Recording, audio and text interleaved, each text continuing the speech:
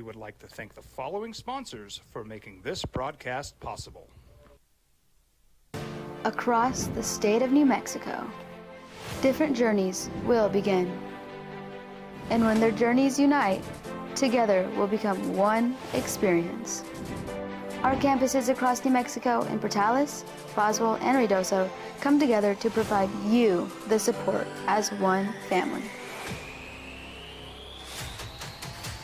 We are one family that share one goal, one opportunity at a time. We are One Eastern. You followed him from the first day he signed with the team. You remember the day he poured in 63 points? The night he played a sold-out concert to 30,000 people. The day he gave his infamous speech. That's why you believe in heroes. That's why you remember and collect their memorabilia. All in autographs, where you can meet some of the greats, collect. We've been trained, conditioned, and rewarded for doing more. But people weren't designed for all that doing. Our bodies need to settle into nothing from time to time. Into nothing at all. In a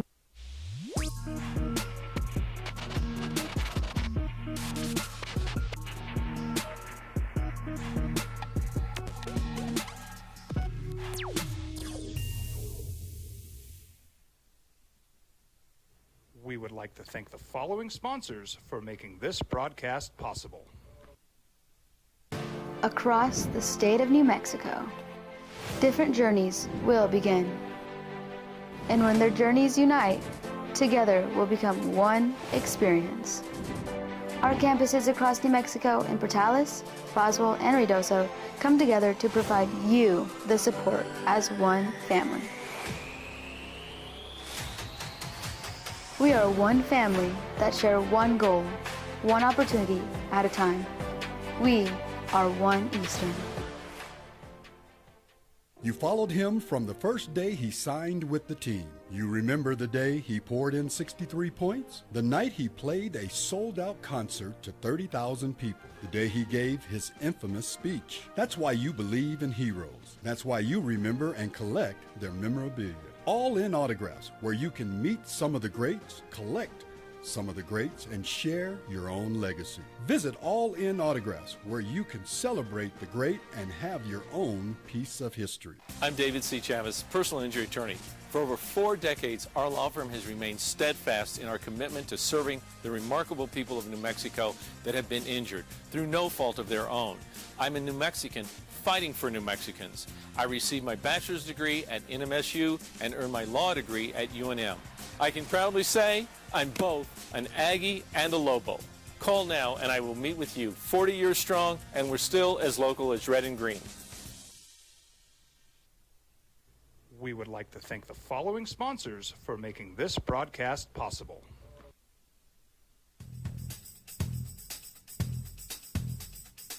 International Protective Services is a proud supporter of ProView Sports and New Mexico Youth Athletics. IPS provides residential and commercial security services in the Albuquerque metro area. AM 610, the Sports Animal. Here's Jeff Symbieta and JJ Buck. Well, you had 2 great ones in the hockey to get started. 2 overtime, one a double overtime and one just a single. Last night, not so much, as Florida completely took Edmonton apart.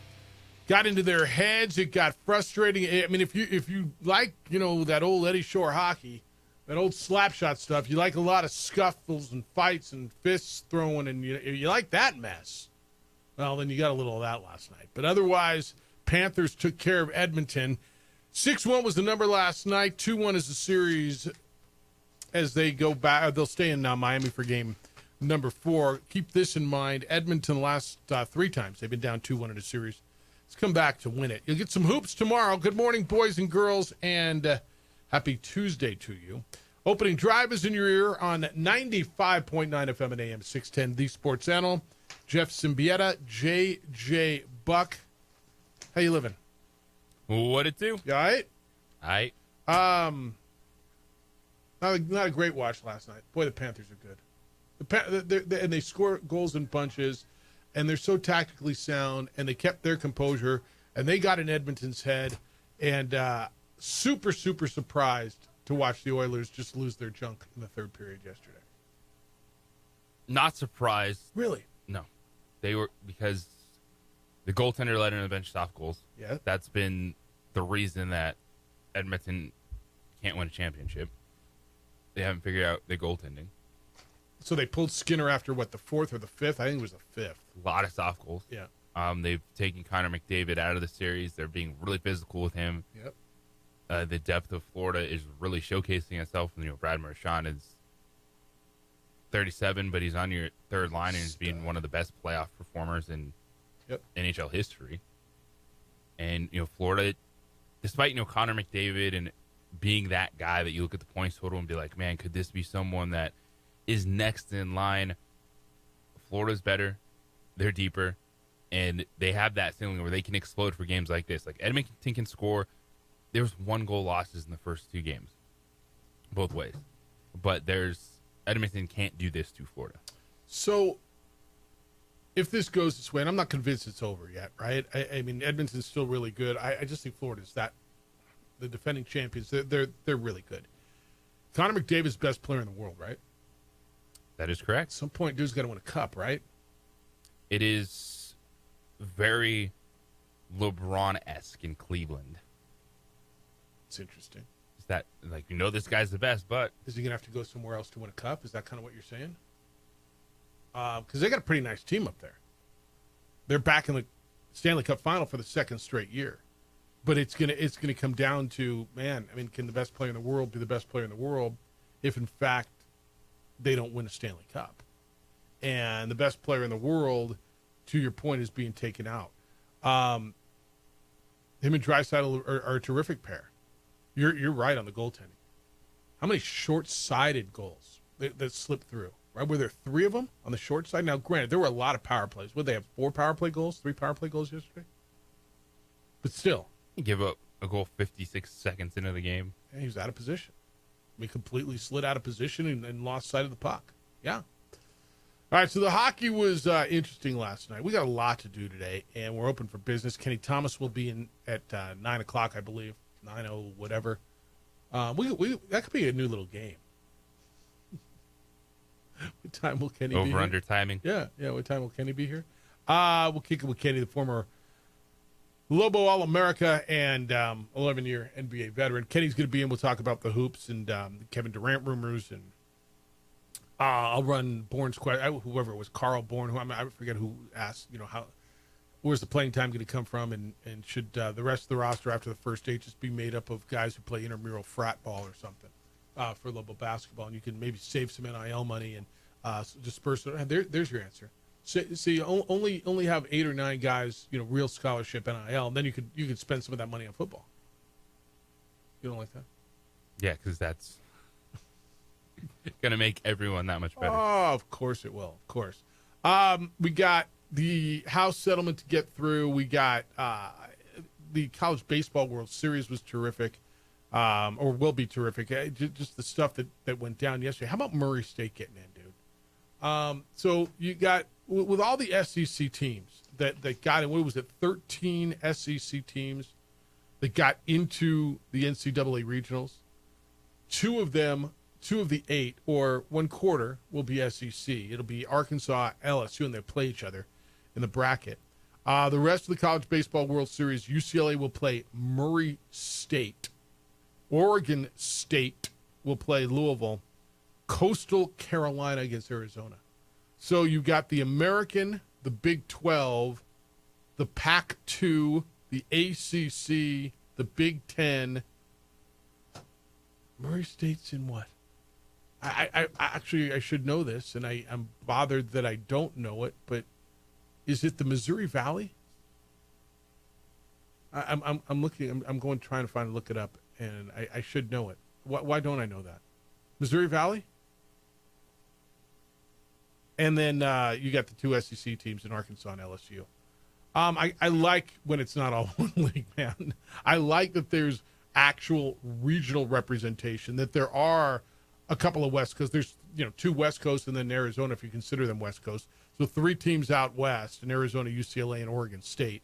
I love the Coastal Carolina component because they have quietly become a really, really good program. I don't know how quietly. I mean, if you pay attention to college baseball, then it's not very quiet. But over the years, they have become a really good program as Coastal, and so is Oregon State.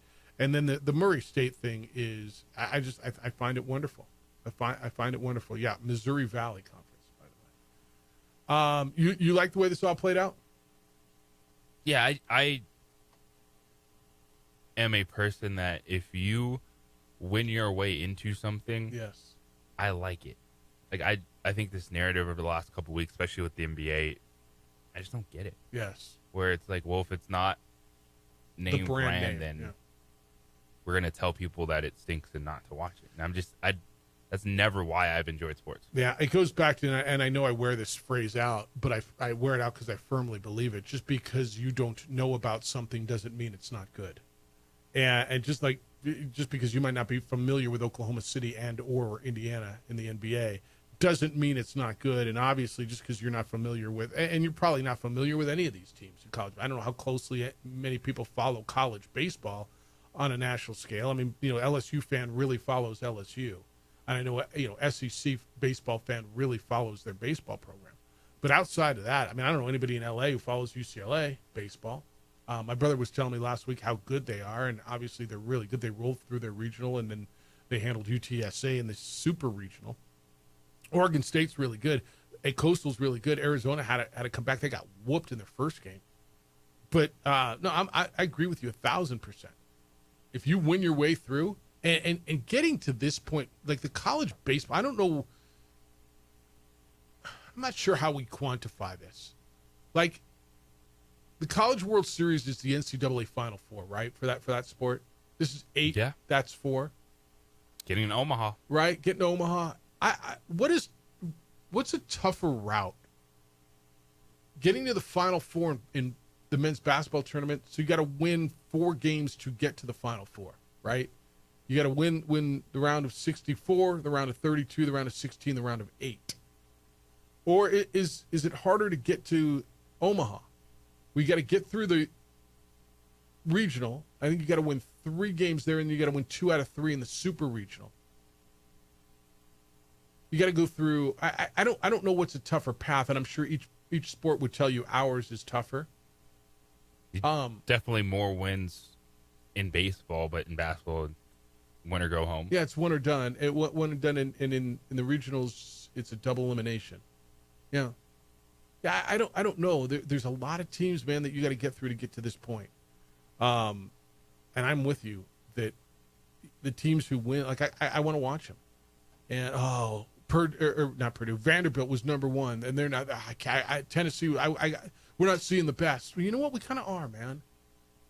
And I'll go back to the argument I use all the time in these kinds of things. Then don't have playoffs. Then just crown them after the regular season. But we love playoffs.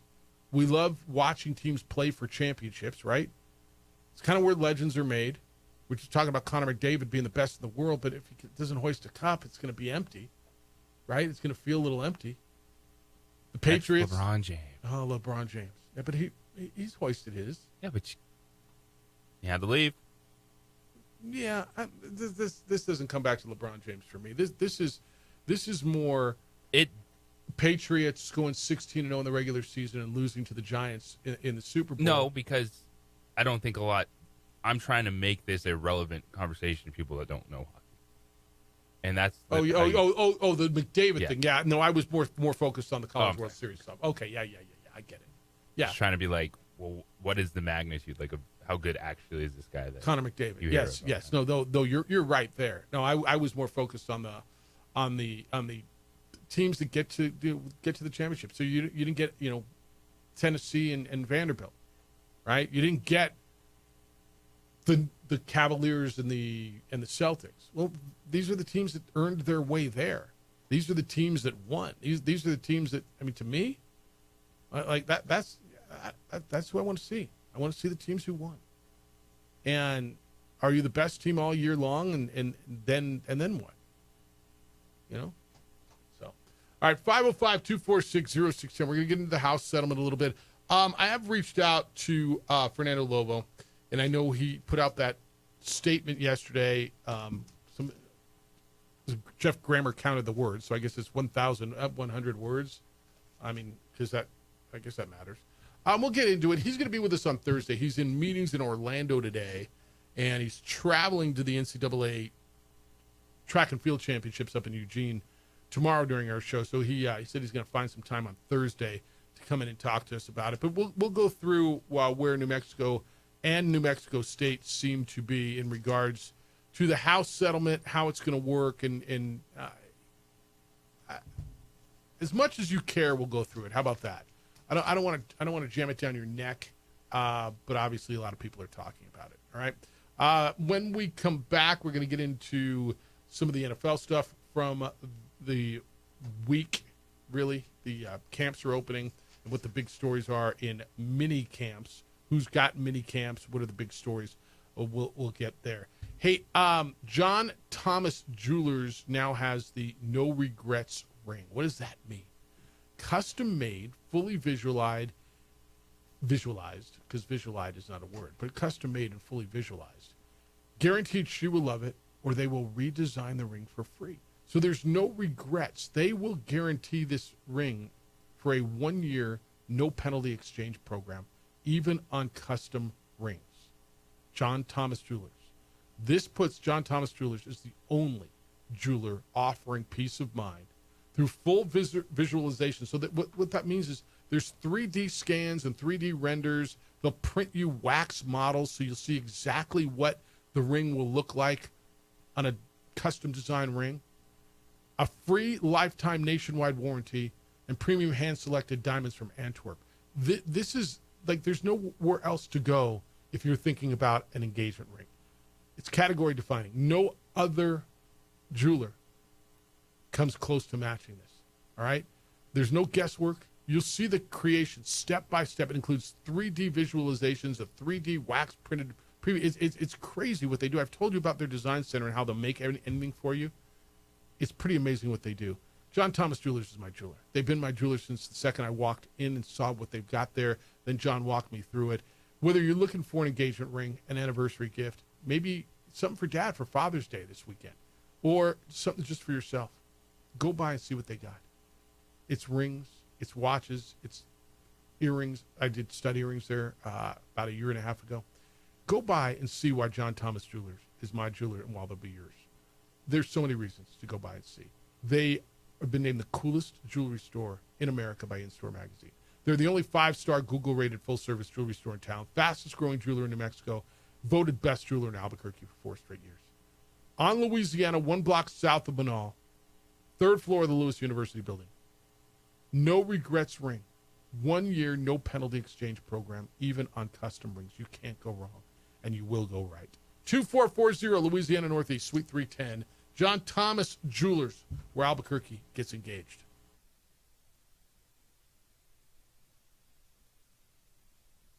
We would like to thank the following sponsors for making this broadcast possible. Across the state of New Mexico, different journeys will begin. And when their journeys unite, together will become one experience. Our campuses across New Mexico in Portales, Roswell, and Ruidoso come together to provide you the support as one family. We are one family that share one goal, one opportunity at a time. We are One Eastern.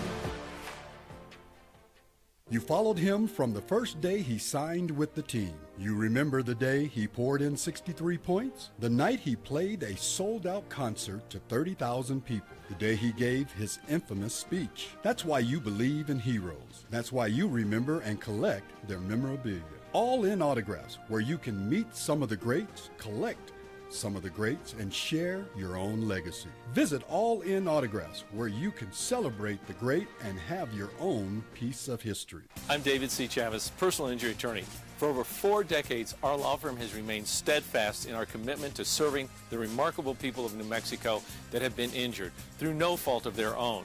I'm a New Mexican fighting for New Mexicans. I received my bachelor's degree at NMSU and earned my law degree at UNM. I can proudly say I'm both an Aggie and a Lobo. Call now and I will meet with you. 40 years strong, and we're still as local as red and green.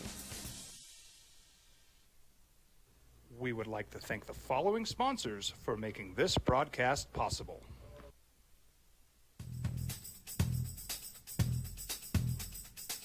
International Protective Services is a proud supporter of ProView Sports and New Mexico Youth Athletics.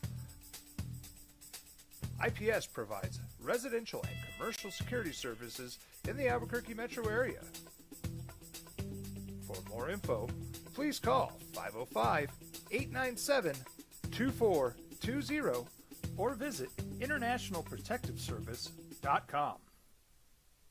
We would like to thank the following sponsors for making this broadcast possible. Albuquerque's leader in sports is ProView. From pros to prep, all your favorite action.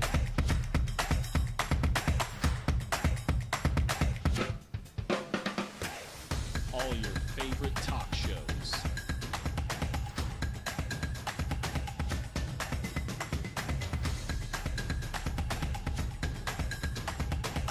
Find it on ProView Networks.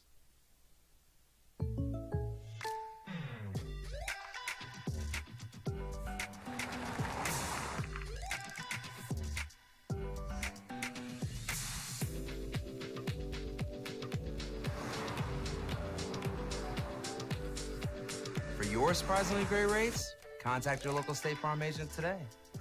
If you want the real deal, call State Farm agent Marty Size in Albuquerque today. Like a good neighbor, State Farm is there.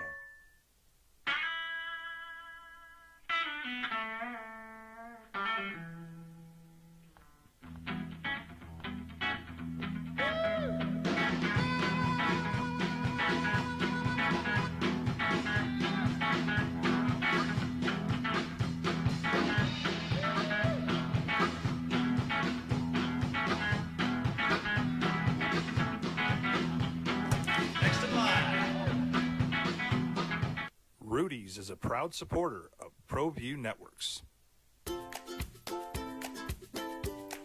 The Yeller Sub, located on 7200 Montgomery Boulevard.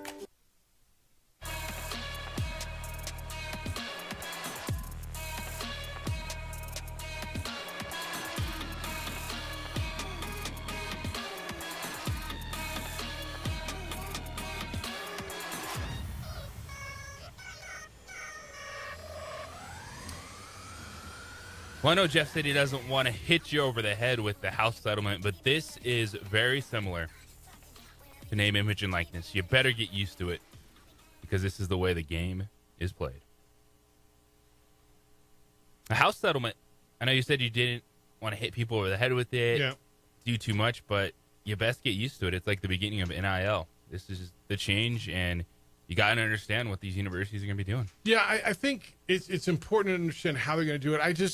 I don't know, for the common fan, other than who's going to be recruited, who's going to play for you, I don't know that it's going to affect your day-to-day life. It's going to affect the day-to-day life of the institutions, of the universities, how they're going to find the money, where it's going to come from, right? That's what affects your day-to-day as a fan. Yeah. Because they're already like, okay, I more. get NIL, here's some donations. Wait, now there's more to this?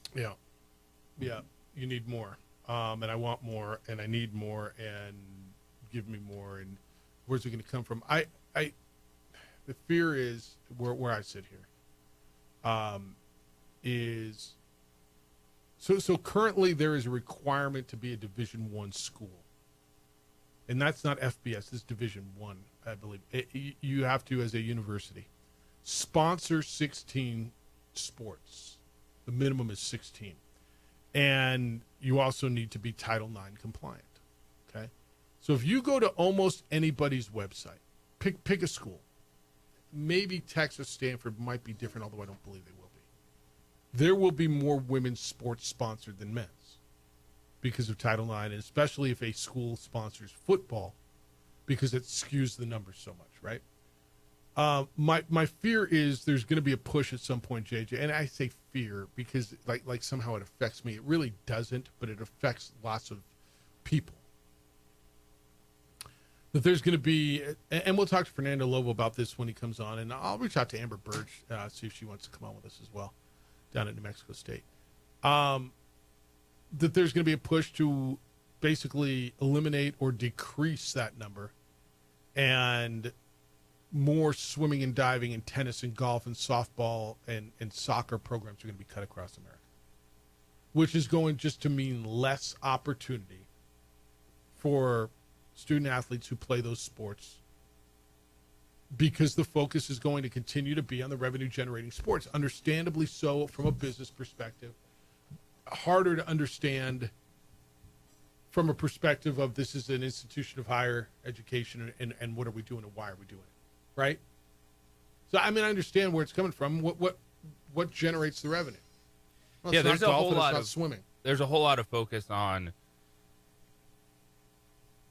for all these opportunities that people think are being taken away from women athletes because a bunch of dudes all of a sudden are playing a bunch of Division I sports that we don't know about. But then when you start trying to say, hey, we want these sports, we want these opportunities, it's like, yeah, you're not making money, so we don't know if we care about you that much. Yeah. There was, I don't know, I'm not going to read the whole message from Fernando Lobo, and I appreciate him putting this out. I think most Lobo fans do, in regards to moving forward and what it means. And there were some key pieces in there. And one of his quotes is, it says, quote, UNM made the strategic decision to adopt this model so we can remain competitive in an ever-evolving environment.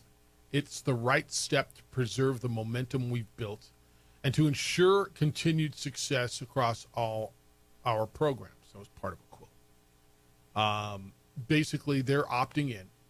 Now, they're not ready to tell you at what level, and I'm good with that. I mean, they're still trying to figure it out. The max is, $20.5 million this year. It's going to go up each year over the next 10 years. That is essentially 20 to 22% of the average Power 4 budget. Well, your budget isn't an average Power 4 budget. It's much less. Hence, you will most likely be in the revenue sharing at a much less level. Okay. What does it mean in regards to collectives? And I think this is important too. So the collective, the 505 Sports Venture Foundation that was founded by Kurt Roth, which has been very successful, which is, JJ, I got to believe they should get as much credit as Richard Pitino should get in the rise of global basketball.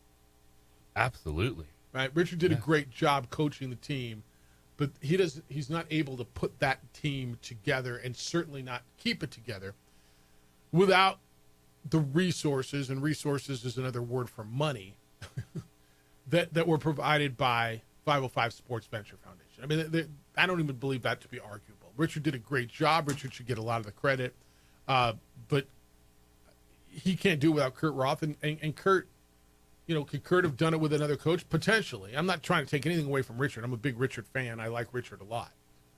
And I think Richard did an insanely good job, but he couldn't have done it without 505. And, 505 needed the right coach to come in here and bring in the right dudes. They're still there. Okay. The collectives, Ace Mountain Sports is the one at New Mexico State. They're going to continue to do what they do. They're going to continue to ask for money. They're still allowed to pay athletes outside of the revenue share. But any deal that is above $600, and this is going to be really interesting to see how it works now, because I know it's going to be challenged, has to go to this clearinghouse. And the clearinghouse has to clear it, basically. Does it meet the standards? Or who is paying? What are the student athletes getting paid for? And is the pay comparable to what other athletes, other students would get paid for that similar work? I don't know what penalties are going to be for not reporting. I don't know what they're going to do if there's a violation. I mean, this is going to be really interesting. And we're going to watch this thing play out, and we're going to learn about it over the next year. And I think every week we're going to hear something new. But the point is, both New Mexico and New Mexico State are opting in. So, what did you take out of Fernando Lobo's message to Lobo fans yesterday? That the focus is going to be on with their peers. So don't get caught up in the Big Ten and SEC and what happens there. It specifically mentioned, Mountain West opponents, and that is 2026 and beyond. And that's going to be lower totals, but that's going to be the focus of trying to put your team in a conference championship contention. And then once you're able to do that, see what happens from there. But also, at the same time, internally for athletics, also sending the message that it's not going to be everyone.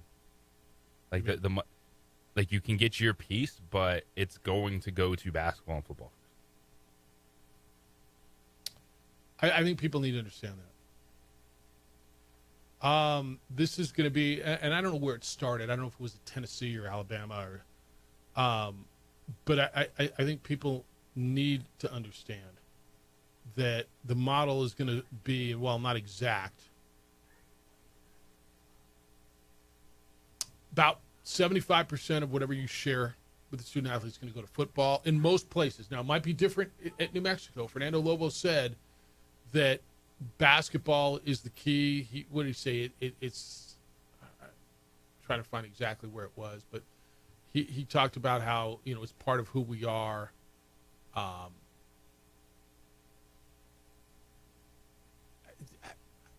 interested in talking to him about when he said, it's going to be men's basketball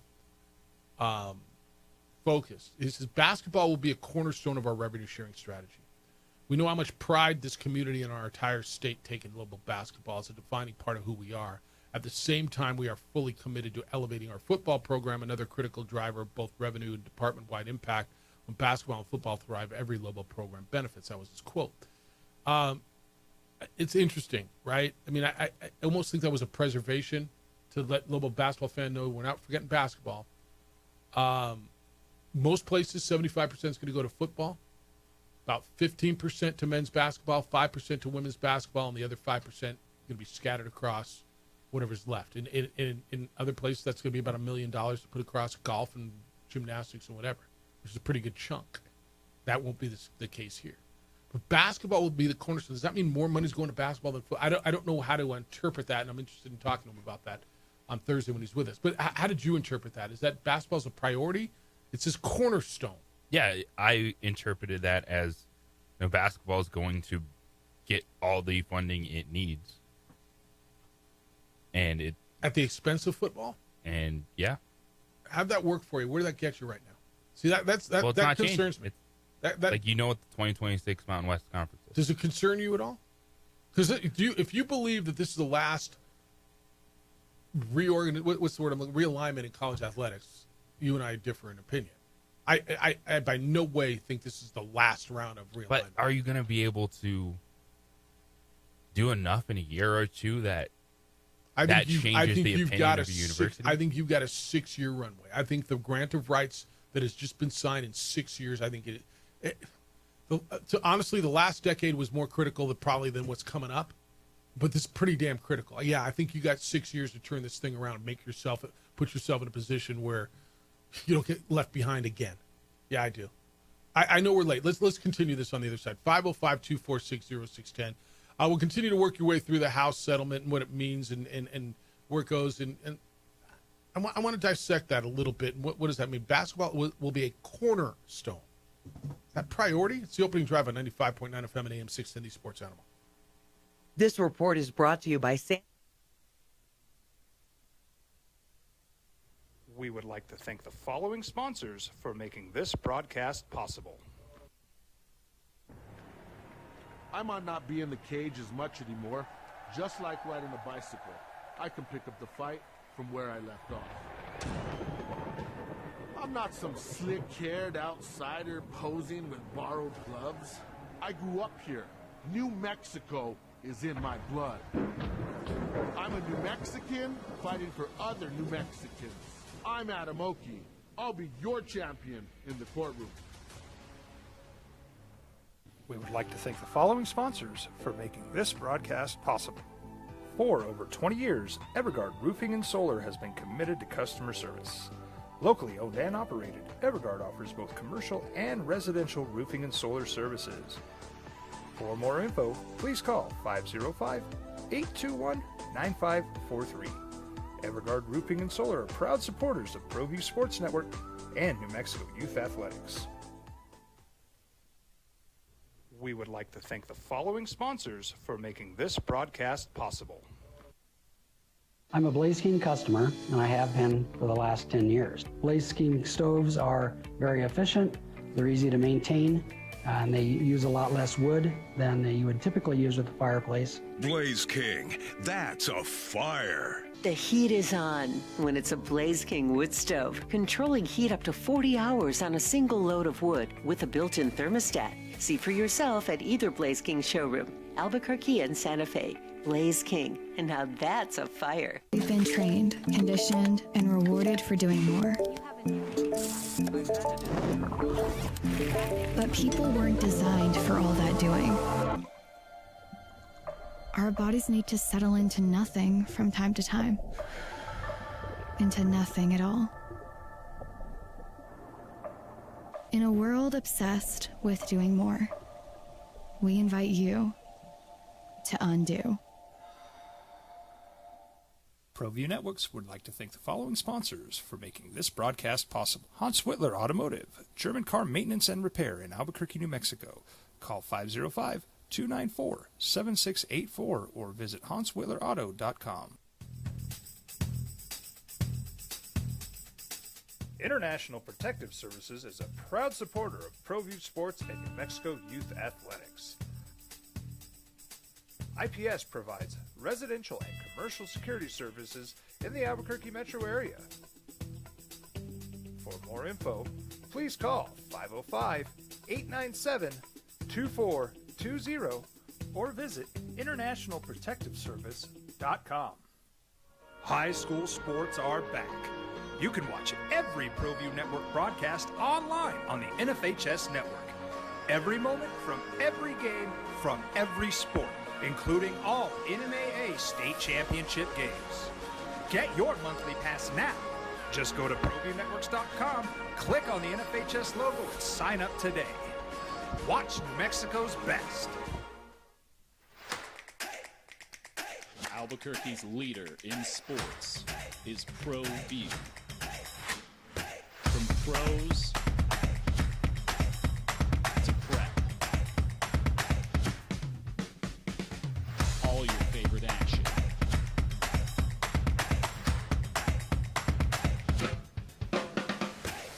All your favorite talk shows.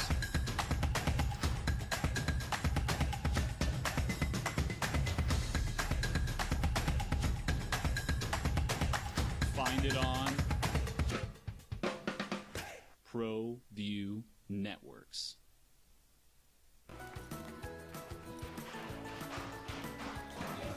Got shots?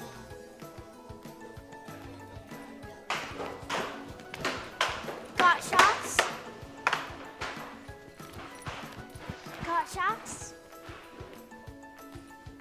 During Got Shots, participating providers open their doors for any child who presents for immunizations, regardless of whether they are a patient or whether they have insurance. The Yeller Sub, located on 7200 Montgomery Boulevard, serves breakfast all day long along with classic hot and cold subs. Don't forget about our shakes, malts, and floats made with your favorite Bluebell ice cream. 60610. Emails Jeff at sportsanimallabq.com. And JJ at sportsanimallabq.com. The House settlement came down. Fernando Lobo, the athletic director at the University of New Mexico, and Dr. Amber Burge, the interim athletic director at New Mexico State, both said they're opting in. Both schools are opting in. And Fernando put out a message, and he's going to be with us on Thursday, and I'm looking forward to going through this. How do you feel about this? And I feel like this is good for basketball, and I think this is important. He said basketball is a cornerstone of our revenue sharing strategy. We know how much pride this community and our entire state take in Lobo basketball. It's a defining part of who we are. At the same time, we're fully committed to elevating our football program, another critical driver, both revenue and department-wide impact. When basketball and football thrive, every program benefits. JJ, I firmly believe there will be, we're never done with a realignment. And while the grant of rights was just signed, I believe, since through 32 or whatever it is, 6 more years. I want to. I think it's really important to get football up in the next 6 years, so you're not left behind again. I have a question about that. Yeah.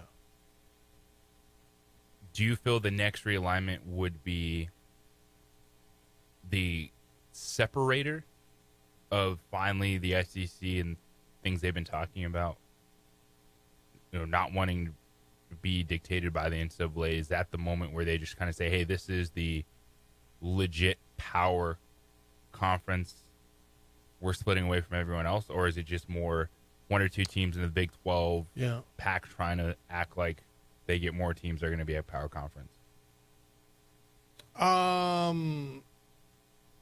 That's a fair question. I was thinking more pertaining to conferences, because there's always going to be conferences that are not going to be there. I don't know if I believe that's when it splits, although I know a lot of people do. I'm not as convinced as many. But I don't know that I got that insight. How about that? And I don't even know that I got a feel.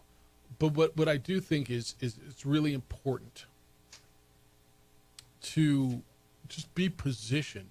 And I think you and I and most people firmly believe the biggest reason New Mexico was left behind in this one, and I say left behind, that didn't get invited to go to the PAC. And I think many believe, not all, that the PAC is going to be in a better position than the Mountain West, was because of football, right? 100%, right? I mean, are we having an argument? Not arguing with you on that. Yeah. So that's why I think it's really important to be competitive in basketball. Dr. Amber Burge is New Mexico State's athletic director. She's going to join us at 8 o'clock. And she's at the NACDA meetings in Orlando as well.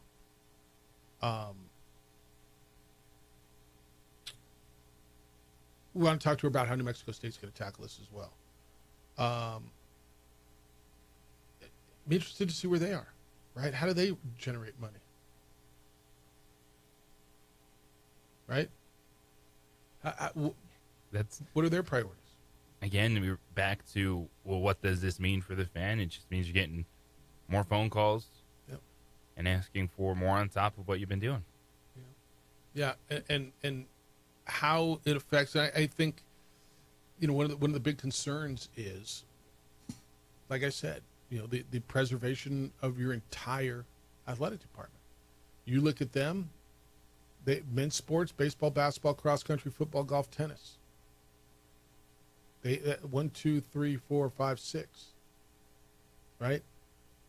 They have 10 women's sports: basketball, cross country, golf, soccer, softball, swimming and diving, tennis, track and field, volleyball.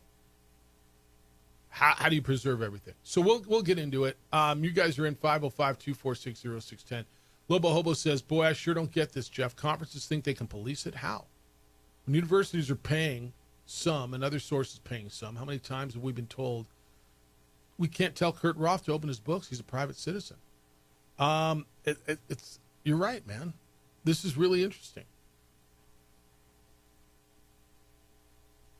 The public universities are subject to the Public Information Act. Now, does it matter? I guess, does it? How important is it or not important that you know how much a student athlete is making? Like we hear, oh, JT Toppin's making $4 million. We don't know that for sure, but that's the report. Oh, Donovan Dent's making $3 million. Now, when they're getting paid from the university, theoretically, right, you're going to know how much they make. Public Information Act. Does that matter to you? Does it matter to anybody? Yes. Why? I think it matters to the fringe fans because they're making more than you are.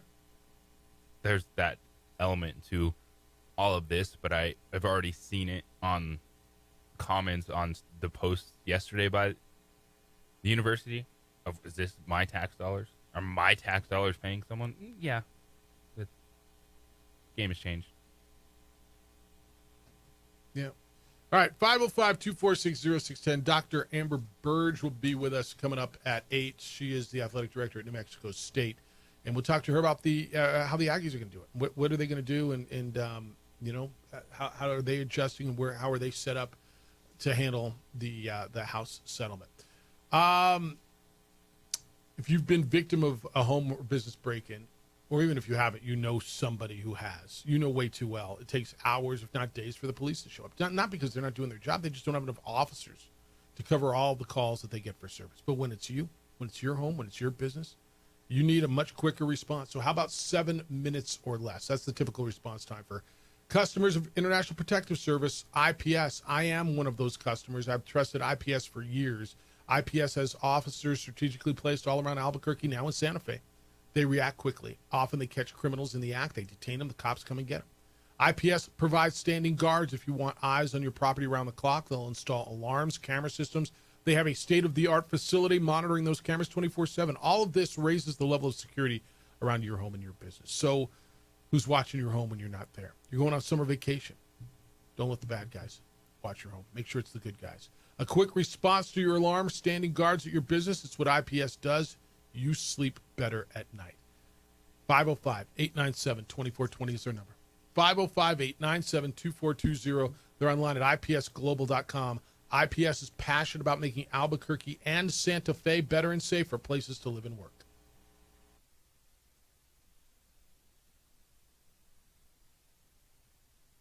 We would like to thank the following sponsors for making this broadcast possible.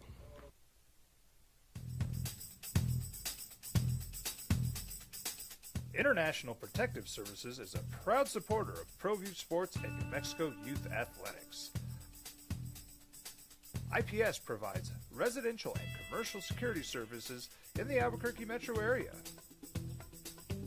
For more info, please call 505-897-2420 or visit internationalprotectiveservice.com.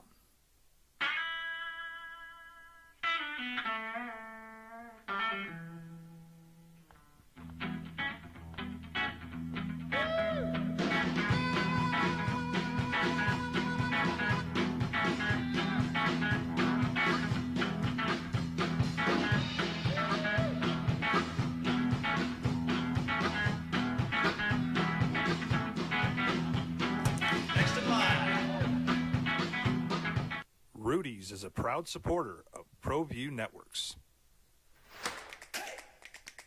Albuquerque's leader in sports is ProView. From pros to prep, all your favorite action.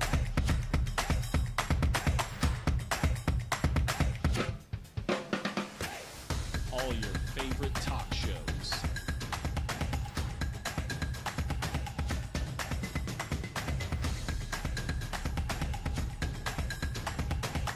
Find it on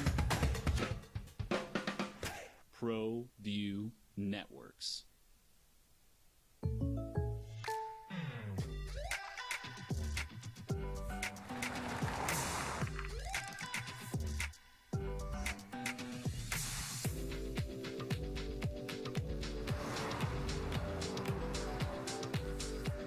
For your surprisingly great rates, contact your local State Farm agent today. If you want the real deal, call State Farm agent Marty Size in Albuquerque today. Like a good neighbor, State Farm is there. Across the state of New Mexico, different journeys will begin. And when their journeys unite, Together will become one experience. Our campuses across New Mexico in Portales, Boswell, and Ruidoso come together to provide you the support as one family. We are one family that share one goal, one opportunity at a time. We are One Eastern. We would like to thank the following sponsors for making this broadcast possible.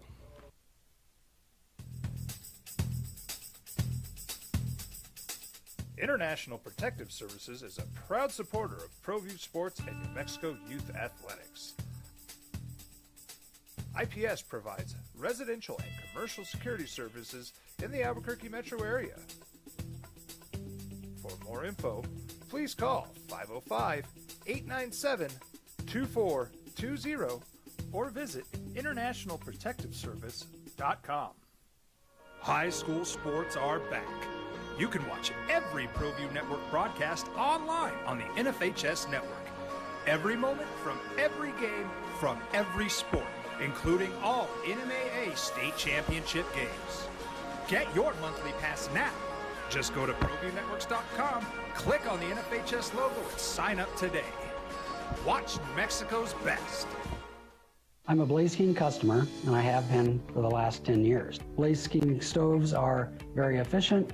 They're easy to maintain, and they use a lot less wood than you would typically use with a fireplace. Blaze King, that's a fire. The heat is on when it's a Blaze King wood stove, controlling heat up to 40 hours on a single load of wood with a built-in thermostat. See for yourself at either Blaze King showroom, Albuquerque and Santa Fe. Blaze King, and now that's a fire. We would like to thank the following sponsors for making this broadcast possible. We've been trained, conditioned, and rewarded for doing more. Here on the opening drive, Dr. Amber Burge will be with us. She's the acting athletic director at New Mexico State University. She's going to step out of the NACDA meetings and talk to us about how New Mexico State is going to handle and work with and within the House settlement. It's big news. It's as big as you've heard everybody talk about it. You've heard it as being transformational in college athletics, and I do believe it is that big. And how everybody's going to adapt to it, work with it. I think we'll talk to Amber about this. JJ, I think if there's there's a lot of good things to it, and certainly for the student athletes, but this isn't catching anybody by surprise. I mean, you saw this coming, a year plus away. This has been churning and churning and churning in the courts. And if any institution was not prepared for this, that's on them. Because it's not like this just popped up and like, holy smoke, who saw this coming? No, everybody saw it coming, right? And so there should be a blueprint, at least in theory, at every institution to move forward with this, to work with this, to handle it. Now, theory, everyone's got a plan until you get hit in the face, right? That is correct. And there will be punches in the face, but we'll see how it goes. The piece that's really interesting, well, there's a number of pieces. The back pay piece, the $2.8 billion piece that's going to cost every school money. It's going to be money that's withheld from future NCAA distribution money. That's one that is an interesting one. And how it's going to be distributed really interests me. Part of the settlement doesn't affect current teams or doesn't affect current athletes. But in the House settlement, $2.8 billion with a B dollars in back pay for former Division I athletes who previously joined the lawsuit. The judge ruled that those student athletes were not given proper opportunity to earn compensation for their name, image, and likeness. And student athletes going back as far as 2016 will be compensated at each school. Every Division I school is in on paying the bill. How do I get in on that? I want to be that guy. I think you're late now. I think you needed to get in on the suit. I want to be the guy running the infomercial. Were you a former student athlete? Oh, yeah. That got the shaft? Give us a call. Call JJ and Buck, and we'll take your case. If we don't win, my money now. If we don't win, you don't pay. But if you were shafted by the NCAA in your institution, you didn't get your pay. Did you not get your cream cheese on your bagel? Well, we have you covered. 100%. You had a dry bagel. The emotional scars from that dry bagel are haunting you till this day. You have PTSD every time you see a bagel in the grocery store. We're going to get you scared to take a hamburger from someone because it would get you expelled from college athletics? Give us a call now. Part of the deal, man. Part of the deal. So that's interesting. UNM says that they expect about $500,000 to be withheld next fiscal year. And I don't know how many fiscal years it's going to take to pay off $2.8 billion. But it's something. A lot of lotto scratchers. Dude. I mean, the amount of money we're talking about in all these is astronomical. It just is. Where it's all going to come from and how it's going to affect, and ticket prices are going to go up everywhere, and beer prices are going to go up everywhere, and yeah, you're going to be asked to do this as well, and the student fees are going to go up. How have you heard the student fee issue has been received? Because I've heard there's been some pushback at different levels on the raising of student fees to go towards athletics a little bit. It's the cost of everything's going up, man. And I know people lose their mind, especially when it goes to athletics. You said the student fees are going to go up to pay for Pope Joy or to pay for the chemistry department because they need new beakers or whatever. I don't think people lose their mind as much. We've been doing science without safety glasses. And we need new safety glasses because they're 15 years old and they're foggy and they're scratched, right? When it's money that goes to athletics for whatever reason, that's not a department at the university and people lose their mind. Well, they raise their own money. Well, yeah. But you don't. So it's if you don't raise your money, it's cool for you to receive money from the state/institution. But if they do raise some of their own money, then it's not okay for them to receive money from the state/institution. Help me make sense of that. Why am I'm watching a cream cheese commercial? Just because you brought up cream cheese, there's a cream cheese commercial on my TV. And there's people right now going, "Oh, those dry bagels." Do you put cream cheese in your eggs? No. That's what they were just showing me. I know. There's part of me that kind of wants to. People put like milk in them. Yeah, I do. You don't put milk in your scrambled eggs? I don't. Makes them fluffier. 2 eggs and like a 1/3 cup of egg whites. Scramble it all up, and there you go. Yeah.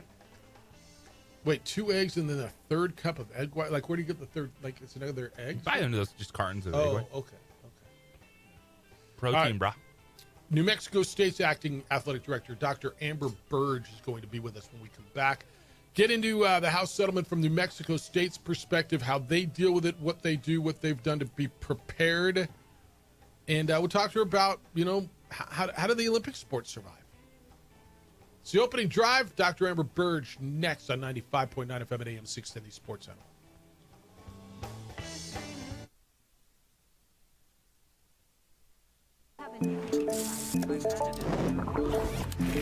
But people.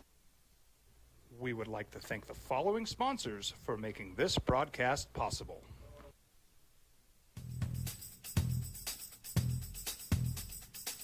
International Protective Services is a proud supporter of ProView Sports and New Mexico Youth Athletics.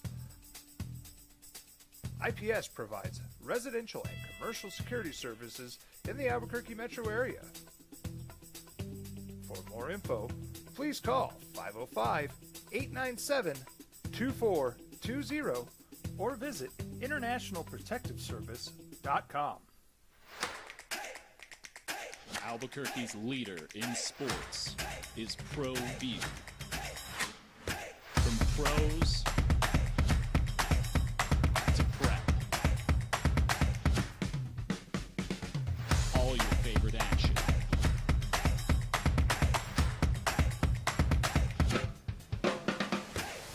All your favorite talk shows.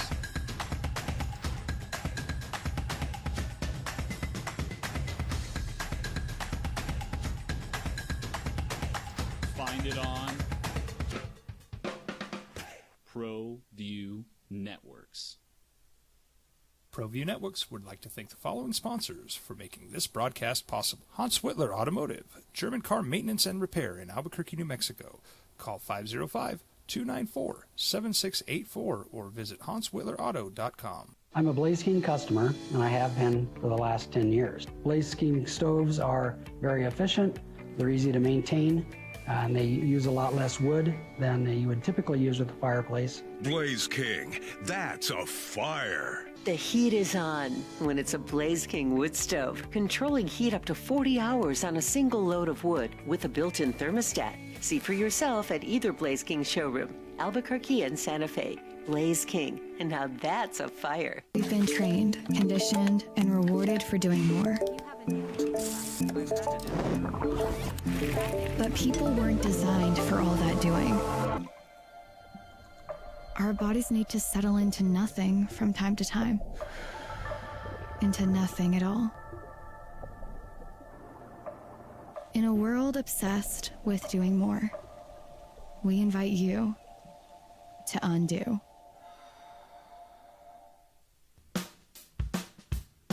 Well, I'm going to the frontier, walk up to the cashier, order up a root beer and a number one. Cover it with green stuff, one scoop is not enough. Find a booth is real tough, back by the Duke. Meet my family, meet my friends in the quirkiest restaurant I have ever been. All of Albuquerque's favorite spot, it's the Frontier Restaurant. The Frontier Restaurant is a proud supporter of ProView Networks. Don't sacrifice quality and flavor when you're in a hurry.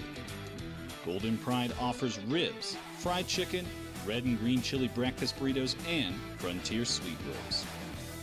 4 great locations, or visit us online at goldenprideabq.com.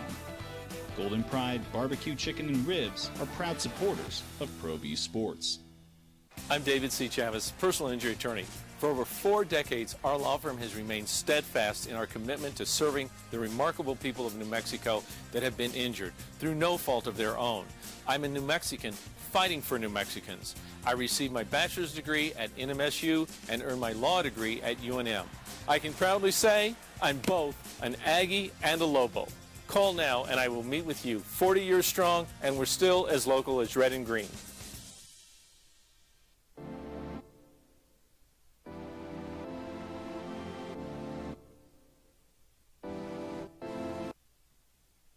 Opening drive on 95.9 FM and AM 610, the sports animal. Here's Jeff Symbieta and JJ Buck. Now, you've been hearing about it for, I don't know, a year, maybe more, the House settlement, and it's coming, and it's going to affect everything, and it's monumental, and, well, it's here. And I do believe it's certainly transformative in regards to college athletics and moving forward. This is a big moment in college athletics. What does it mean, and how will New Mexico State be able to handle the new now? It's the opening drive. Jeff Symbieta and JJ Buck. There's a lot to the House settlement, but a couple of things. There's back pay for student athletes back to 2016, a $2.8 billion with a B dollar settlement that everybody's going to have to pitch in on. And student athletes will now be able to be paid directly from the institution. New Mexico State's acting athletic director is Dr. Amber Burge. She joins us this morning. I appreciate the last minute on this, and I appreciate you stepping out. Amber, how are you? Good morning. I'm doing well. Thank you for having me on. Well, thank you for joining us. I guess if there's an advantage, and I don't know if that's even the right word, nobody's caught by surprise. You saw this coming year away, whatever it is. You had time to prepare. So from New Mexico State's perspective, when this thing passed over the weekend or got approved and got settled, New Mexico State is prepared how, and how are you guys looking at taking this on? Yeah, having this out there for about a year, we've been working on what this will look like. But everything that we've been doing has been in theory. Right. So we haven't really received concrete guidance. And getting the answer on Friday, it was actually great timing because we walked into a national convention where athletic directors and athletic administrators are all together So I had an opportunity to spend really the bulk of my morning, because I'm in Orlando. So it's 10 o'clock here, but I spent the bulk of my morning listening to some of the athletic directors who have helped shape the future of this college sports commission and where we're going to go from here. From New Mexico State's perspective, revenue sharing, you've said you're opting in. There's a cap on it at $20.5 million annually for the student athletes. That is about 20 to 22% of the average Power 4 athletic budget. Your peer institutions is certainly not that. Do you have an idea at what level you're going to be able to get in yet? You know, we don't necessarily have an idea of what that specific level is going to be, but we have goals, right? So we want to make sure that we remain competitive within our conference, that we remain competitive within our region. But look, we're not going to put our Olympic sports in peril in order to be competitive in this new landscape. I think that's one of the fears, right? And I've heard this over and over and over again that there's a minimum of 16 sports that institutions have to sponsor to be Division I, and I've heard people asking to petition that to get it knocked down, with the thought that the cost of football and the cost of expenses, you're going to see Olympic sports get cut at institutions all over America, and I know that's a real fear, because that takes a lot of opportunity away from a lot of student athletes. Absolutely. I mean, yeah, it would take a lot of opportunity away from student athletes, but, that's not something that we're looking at. And in meeting, we've been meeting with a lot of different entities in terms of how are we going to generate revenue that will allow us to still be competitive. What does that look like on our campus? So, I mean, we've been meeting with other third-party groups. We've been meeting with our campus leadership. And one of the conversations that we've come back to over and over again with the campus leadership is ensuring that our Olympic sports are still competitive, not just that we still have Olympic sports. Because what you've been hearing is some people say, oh, yeah, we're going to keep our Olympic sports, but we're just going to fund them at the club level. And that's not something that we're interested in doing. You mentioned, revenue, and that's always been a part of the game. It always will be, asking more from the fans. But in this case, what do you say to the fans? Because they're thinking, oh, man, I'm investing in season tickets and donations here or there. Is it more money needed from them? Or what is the message right now moving forward to the fan base? Well, keep buying season tickets. Continue to be Aggie Athletic Club members.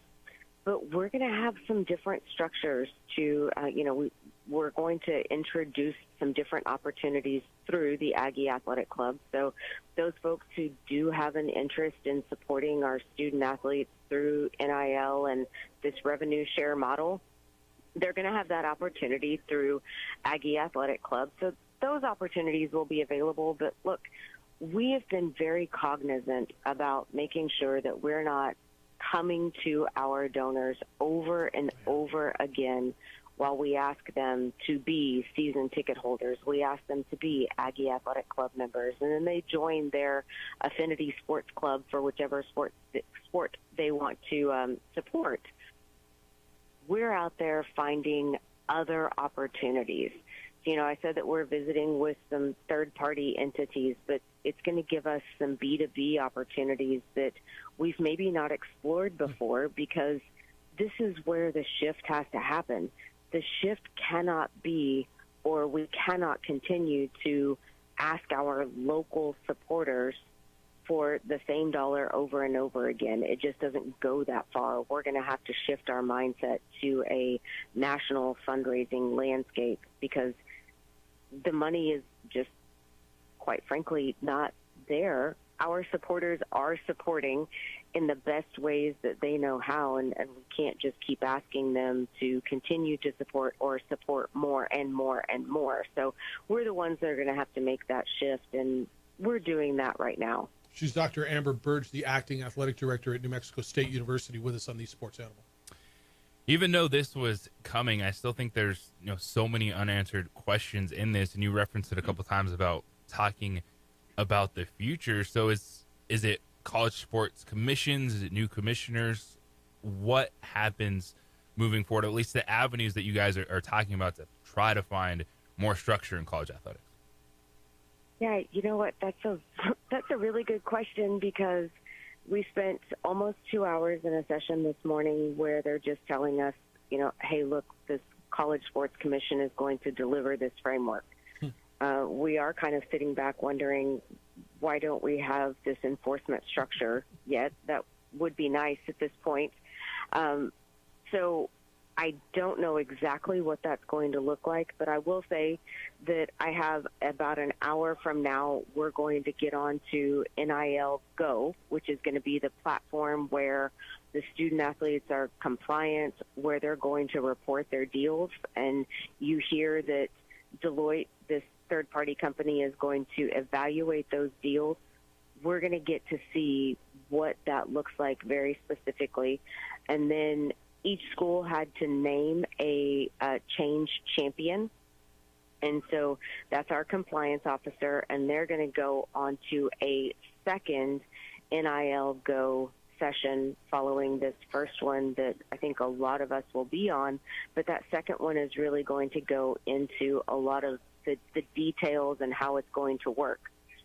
Wow. Still, we don't have the enforcement structure. Yeah. Yeah, and you wish they did. It kind of leads you into the question on collectives. And A Mountain has been your collective down at New Mexico State, and that's been basically the NIL arm. What will the relationship with the university, the athletic department, and the collective be, and what will the collective's role be then moving forward, or do we even know? I can't say specifically, but what we do know is that we're going to move into something that makes sense for us. So you've heard that some folks are keeping their collective and that some folks are closing their collective, or some folks are even bringing their collective in-house. And I'm not sure that any one of those three alone works for us. And it may be a hybrid of, what works for us. But for right now, we are still working with A Mountain Sports and trying to support them in the ways that we are allowed to support them, while having them support, obviously our student athletes and work with us to transition to what makes sense for us. I've heard the model, and this certainly came out of the SEC, but I've heard it bantered around quite a bit, that in regards to no matter how much you commit to the revenue share, at that level it'll be $20.5 million, maybe even more, when you take in the collectives, that it'll be divided roughly 75% football, 15% men's basketball, 5% women's basketball, and then the other 5% to Olympic sports, whatever is left. Have you even gone through that, or is that something that looks close to what you guys are going to do? So we haven't necessarily. So yes, we've gone through that. We've gone through the exercise, and what we've done is try to identify what makes sense for us. So we've looked at the rest of our conference. We've looked at regionality in terms of what are other folks doing, how are they making those determinations, and we've heard that there are other folks who are taking their ticket revenue, taking their fundraising, their social media stats into account. And so we've built a formula that works for New Mexico State and works for really the history that we have here. And that's the formula that we're going to use that will kind of guide us as we implement a strategy to distribute the money that we will have in this revenue share model. Yeah. Amber, and I know you got to get back into meetings, and we'll let you go here. But everybody wants to put this, and I say everybody, fans say, is this a good thing? Is this a bad thing? Oh, this is horrible. Back in the good old days. Bottom line is, this is how it is. And so your job, and any of us who work in college athletics, it's got to be a good thing, right? Because we've got to make it a good thing. This is how it is, and we're moving forward. How do you explain this to people? When people say, is this good for the university? Is it bad for the university? Obviously, the student athletes win. But I'm going to guess from perspective of someone who, in your chair, and certainly, where I sit running a bowl game as well, I look at it, it's got to be positive. How do you explain this to people? So the last session that we were in, Desiree Reed-Francois said something that I think was very important, and you kind of echoed that, and it is this is here. So we all need to walk away and be positive about this. And, yes, absolutely. Our student athletes are going to benefit from this. And you think about the way that things were, and I can go back and tell you stories about student athletes who had started businesses when they were 14, 16 years old and did not get to benefit from that business because or while they were an NCAA student athlete. So, stories like that are stories that you take out there and you really communicate and hope that your fans understand maybe why this is a good thing, that our student athletes are getting an opportunity to capitalize on their name, image, and likeness in very traditional ways like that. But we're also we have this opportunity to provide money for our student athletes. And, I'm talking to former staffers that I used to get to work with at Baylor, and I said, how much are you guys going to share in revenue? And he looked at me like he couldn't believe that I asked the question. He goes, oh, we're going to share the maximum amount. Yeah. I don't have to carry that message out there because we're not going to share the maximum amount. So we're not asking our fans to help us provide $20.5 million for our student athletes. I think that we're providing something that is more in line with New Mexico State and our student athletes in our community. And Conference USA, I'm going to imagine. It makes it a little, yes, Conference USA in our region, so it makes it a little easier for me to have that conversation with our stakeholders. Yeah, and I'm going to assume it's going to be the maximum that you can do. You've got an opportunity, and all of you in that room, to really mold something and create something. And I always look at things, and you and I were in a room recently, and I control what's in front of me. What people ask about opt-outs in bowl games, and I said, when teams arrive and I put on a bowl game, I'm putting on a show for the people who are there, for the people, the 10,000 plus student athletes who opted in. I've got to look at the positive, and it kind of sounds like that's where you're going with this. Let me control what I've got. Let me play within the rules that I've got and be as creative as I can and as successful as I can.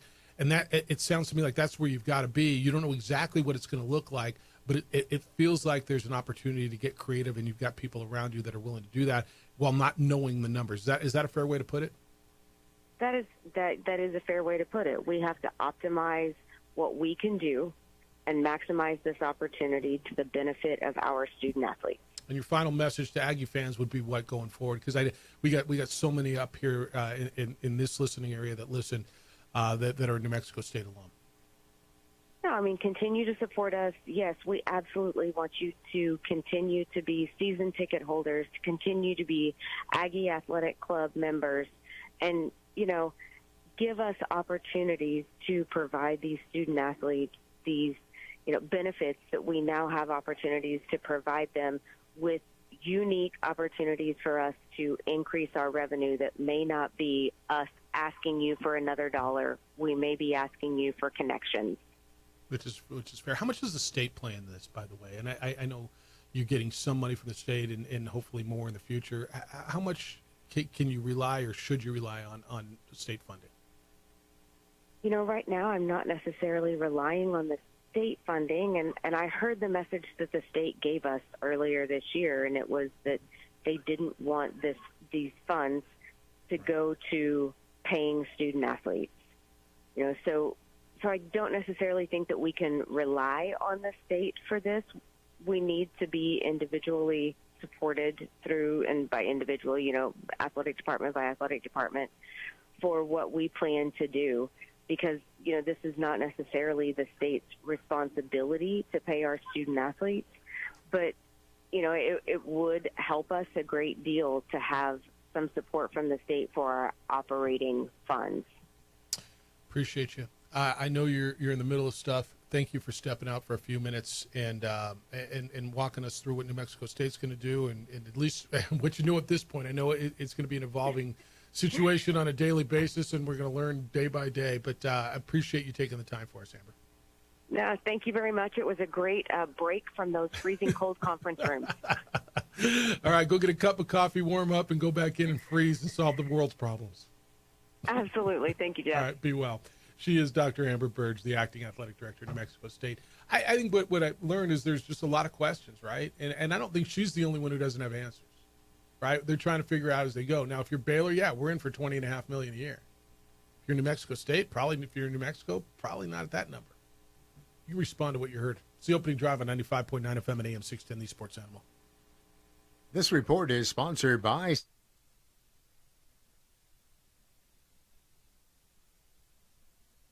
We would like to thank the following sponsors for making this broadcast possible. We've been trained, conditioned, and rewarded for doing more. But people weren't designed for all that doing. Our bodies need to settle into nothing from time to time. Into nothing at all. In a world obsessed with doing more, we invite you to undo.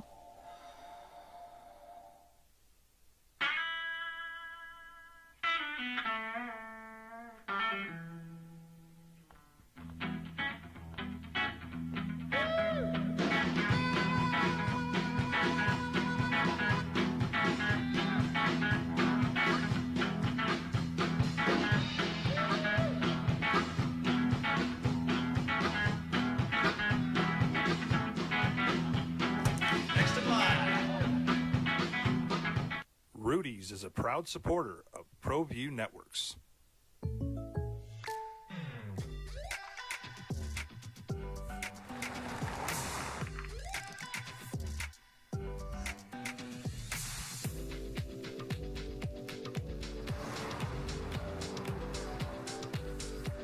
For your surprisingly great rates, contact your local State Farm agent today. If you want the real deal, call State Farm agent Marty Size in Albuquerque today. Like a good neighbor, State Farm is there.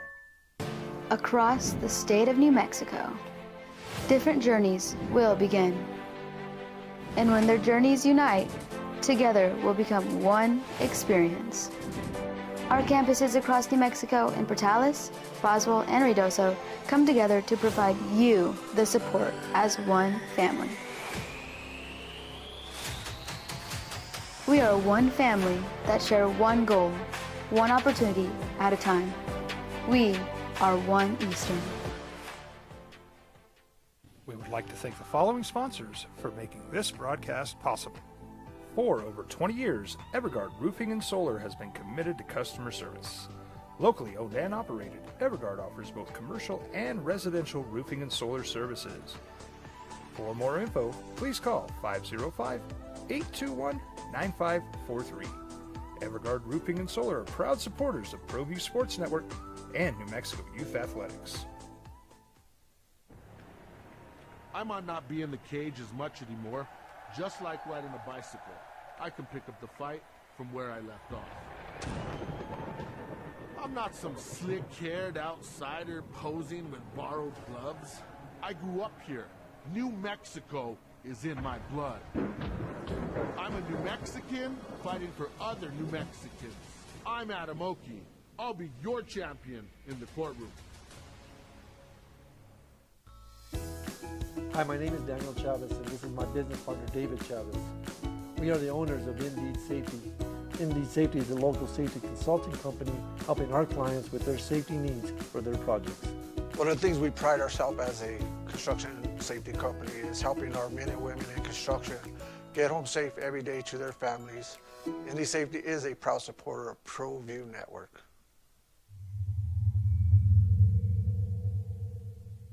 ProView Networks would like to thank the following sponsors for making this broadcast possible. Hans Whitler Automotive, German car maintenance and repair in Albuquerque, New Mexico. Call 505-294-7684 or visit HansWhitlerAuto.com. We would like to thank the following sponsors for making this broadcast possible.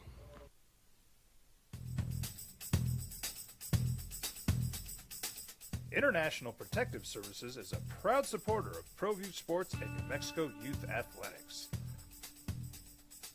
IPS provides residential and commercial security services in the Albuquerque metro area. For more info, please call 505-897-2433. 888-820 or visit internationalprotectiveservice.com. Albuquerque's leader in sports is ProView. From pros to prep, all your favorite action.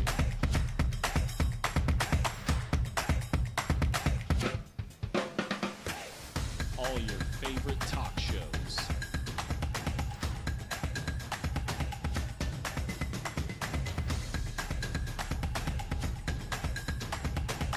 Find it on ProView Networks.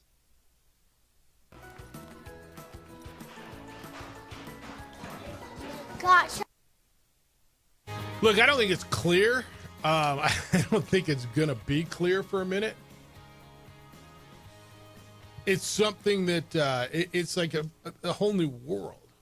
And there are going to be unintended consequences, but I think every institution, every athletic department in America should have seen this coming, has seen it coming, and is somewhat prepared. They're all together in Orlando at NACDA. I think, what is that? National Athletic Directors Conference. I don't know. What is NACDA? NAC Athletic Conference Director. I don't know. Big athletic directors meeting. And they're figuring out. It's opening drive. Jeff Symbieta, JJ Buck. JJ, here's a couple of things that I got from the conversation with Amber Burge, the acting athletic director of New Mexico State. They're not planning on cutting any sports, which I know was really important to her. It's something that I've talked to her about before. They don't want to continue to go back to the same donors and keep asking for another dollar. But they're looking. She talks about third parties. I don't expect that she would tell us what that is, but there's unlocked money in this state for both New Mexico and New Mexico State to go try and get. And I think that they're trying to be creative. It's not going to be state money, and they're not going to be in at the max. They're going to be in, from what I heard, at A, the level that they are comfortable being in at revenue sharing, and B, a level that's competitive with their peer institutions, meaning regional and more so their conference institutions. And I got to believe that's going to be the plan for everybody that's not a Power 4 league, Power 4 team. Everybody seems to have opted in at whatever level. Is there a plan? I didn't expect her to lay out the exact plan for you, give you exactly what it is. Will the collective be part of what they do? I'm not sure I know what the answer is there. I'm not sure she does either. What'd you get out of that? I mean, does it feel like they're prepared to you? As prepared as you can be, because other than, more revenue to the student athletes coming directly from you, they didn't put any guidelines on this. It was, here's reduced numbers in scholarship and roster limits, but everything that you were questioning before this is still there. Mm-hmm. The sustainability aspect of it, the competitive aspect of it it's still, if you have the money, you're pulling away, so it doesn't really put you on par with anyone else. It's just, here's more money going to the student athletes just directly from the colleges. And what I find really interesting, and I don't think it's not just a New Mexico State thing, it's what type of outside entities want to invest in athletics, and then what kind of power does that give them? Well, what do they want in return, right? Yeah, that's the whole private equity thing. It's it's a Saudi model. It's not the Saudis, but it's that idea. It's okay, you're putting this giant influx of cash into something. Well, then what are you getting out of it? Yeah, nobody's just giving you money to give you money because they feel good about it. No, everybody. That's what investing is. What am I getting back? Private equity invests. They get something back. What are they getting back? What's the power? What's yes. Yeah, what's this going to look like in 2 to 5 years is really, really interesting. I think it's really, really, and I don't know the answer. I don't think any of us do. But as we sit down and it's like, did you get a bunch of answers? What I got from Dr. Amber Burge, and just talking to Amber a little bit, I got that it feels like, and they've got some smart people in their administration. I've known James Hall for a long time. I think Braun Cartwright is really, really, really bright. There's some smart people there.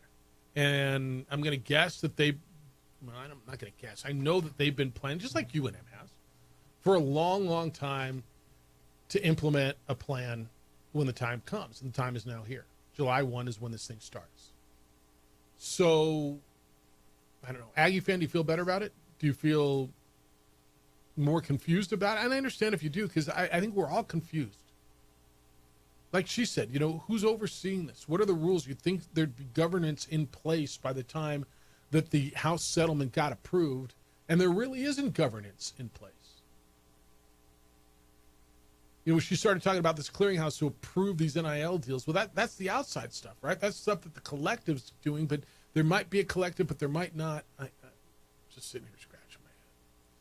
All right, we're going to talk some hoops coming up at 9 o'clock. Kenny Thomas is going to be with us, the former Lobo great. We'll kick it with Kenny and talk about the NBA Finals and everything that's going on there. Going to run you through some NFL stuff when we get back, because camps are opening.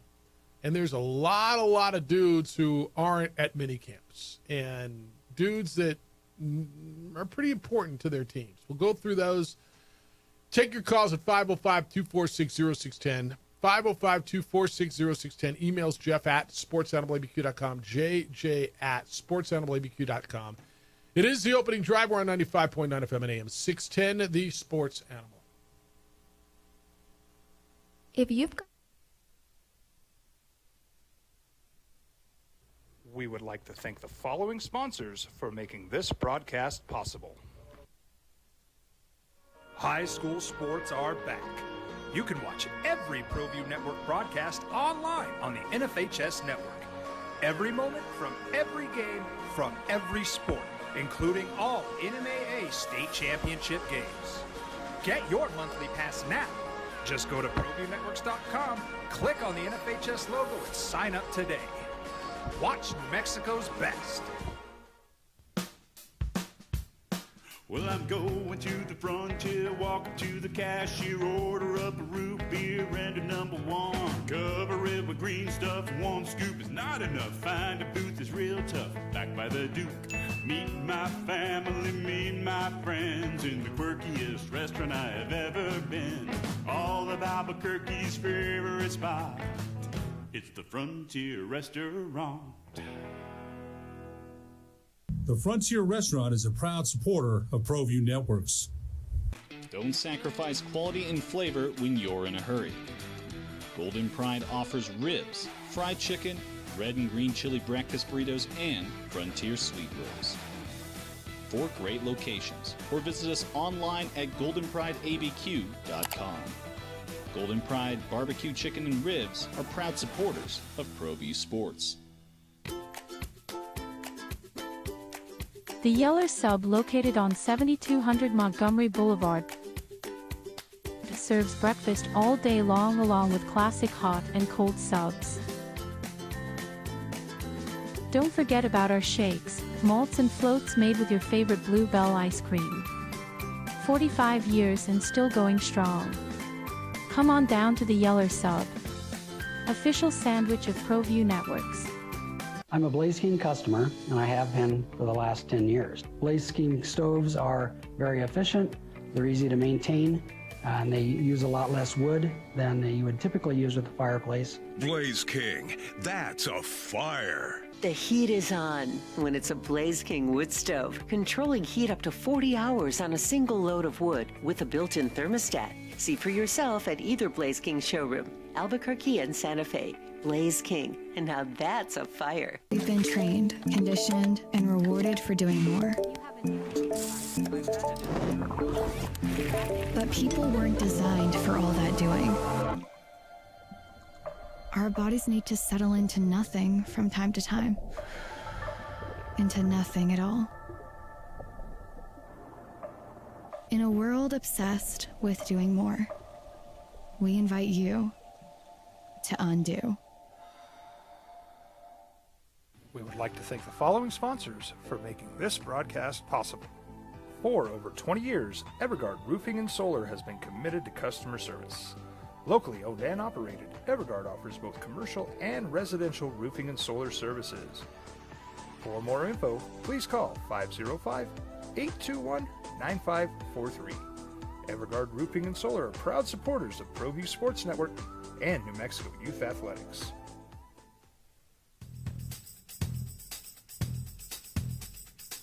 International Protective Services is a proud supporter of ProView Sports and New Mexico Youth Athletics. IPS provides residential and commercial security services in the Albuquerque metro area. For more info, please call 505-897-2420 or visit internationalprotectiveservice.com. I might not be in the cage as much anymore. Just like riding a bicycle, I can pick up the fight from where I left off. I'm not some slick-haired outsider posing with borrowed gloves. I grew up here. New Mexico is in my blood. I'm a New Mexican fighting for other New Mexicans. I'm Adam Oki. I'll be your champion in the courtroom.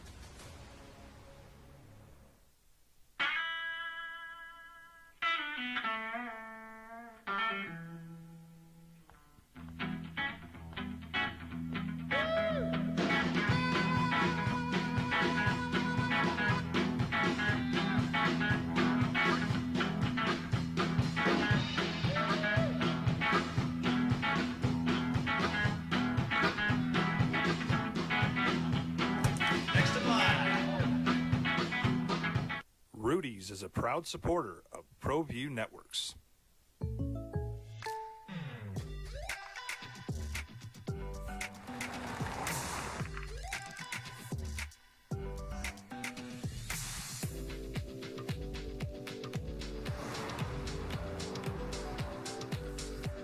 For your surprisingly great rates, contact your local State Farm agent today. If you want the real deal, call State Farm agent Marty Size in Albuquerque today. Like a good neighbor, State Farm is there. Hi, my name is Daniel Chavez, and this is my business partner, David Chavez. We are the owners of Indeed Safety. Indeed Safety is a local safety consulting company helping our clients with their safety needs for their projects. One of the things we pride ourselves as a construction safety company is helping our men and women in construction get home safe every day to their families. Indeed Safety is a proud supporter of ProView Network.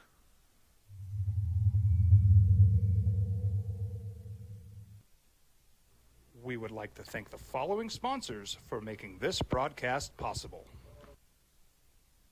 Across the state of New Mexico, different journeys will begin. And when their journeys unite, together will become one experience.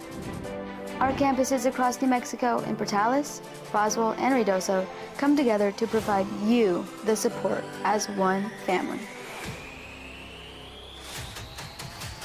We are one family that share one goal, one opportunity at a time. We are One Eastern.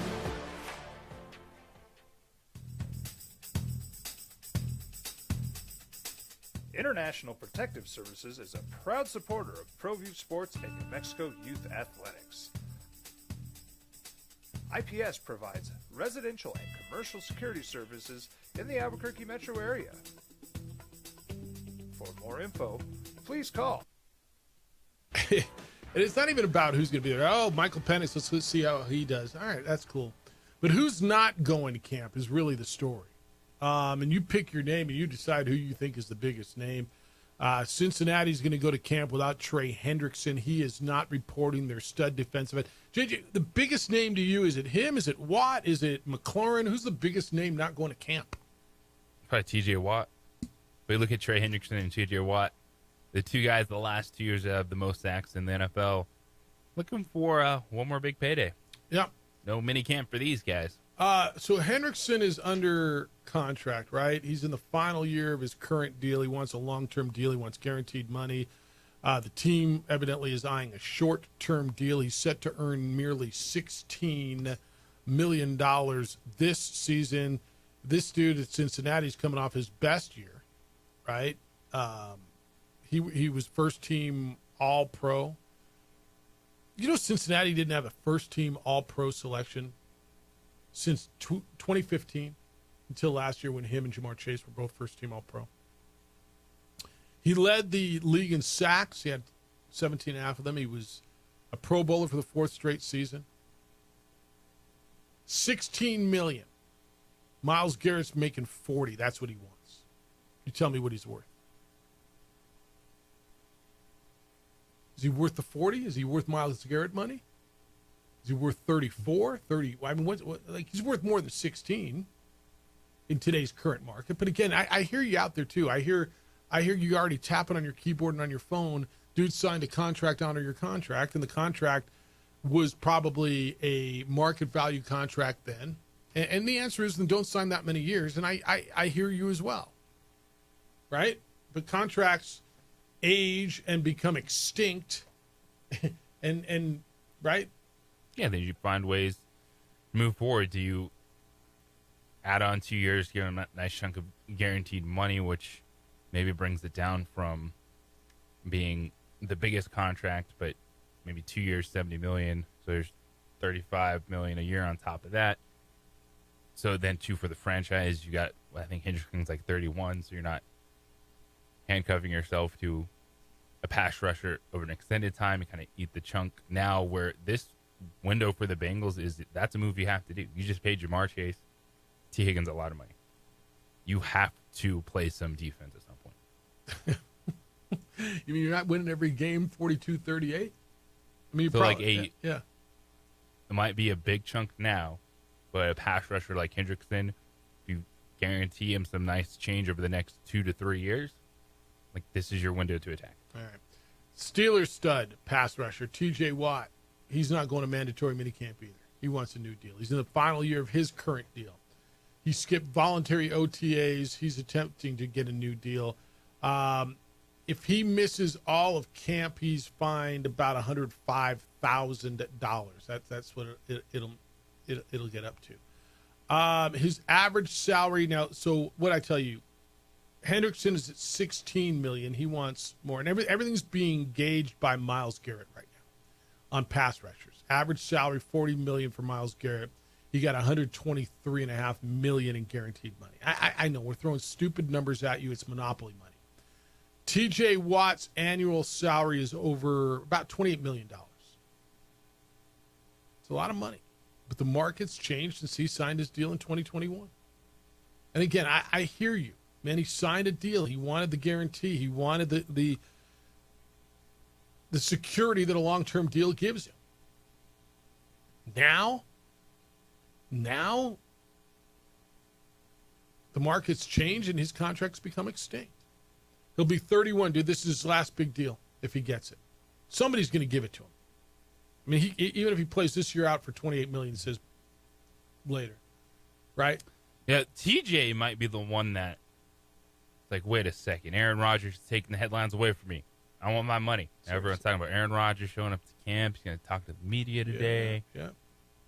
This guy's a 4-time All-Pro. He was Defensive Player of the Year in 2021. 8 years, all of them with the Steelers. So you think he's the biggest holdout right now? I don't know that I think you're wrong. He's the best player holding out. Okay. $28 million. Can you imagine just say, dude, I'm not, $28 million is not enough for what I do. If you're TJ Watt, you're like, you guys aren't ever going to pay a quarterback, so why don't you just give me the money? It's fair. I mean, you pay the quarterback $13 million, but that's in the same camp as Aaron Rodgers.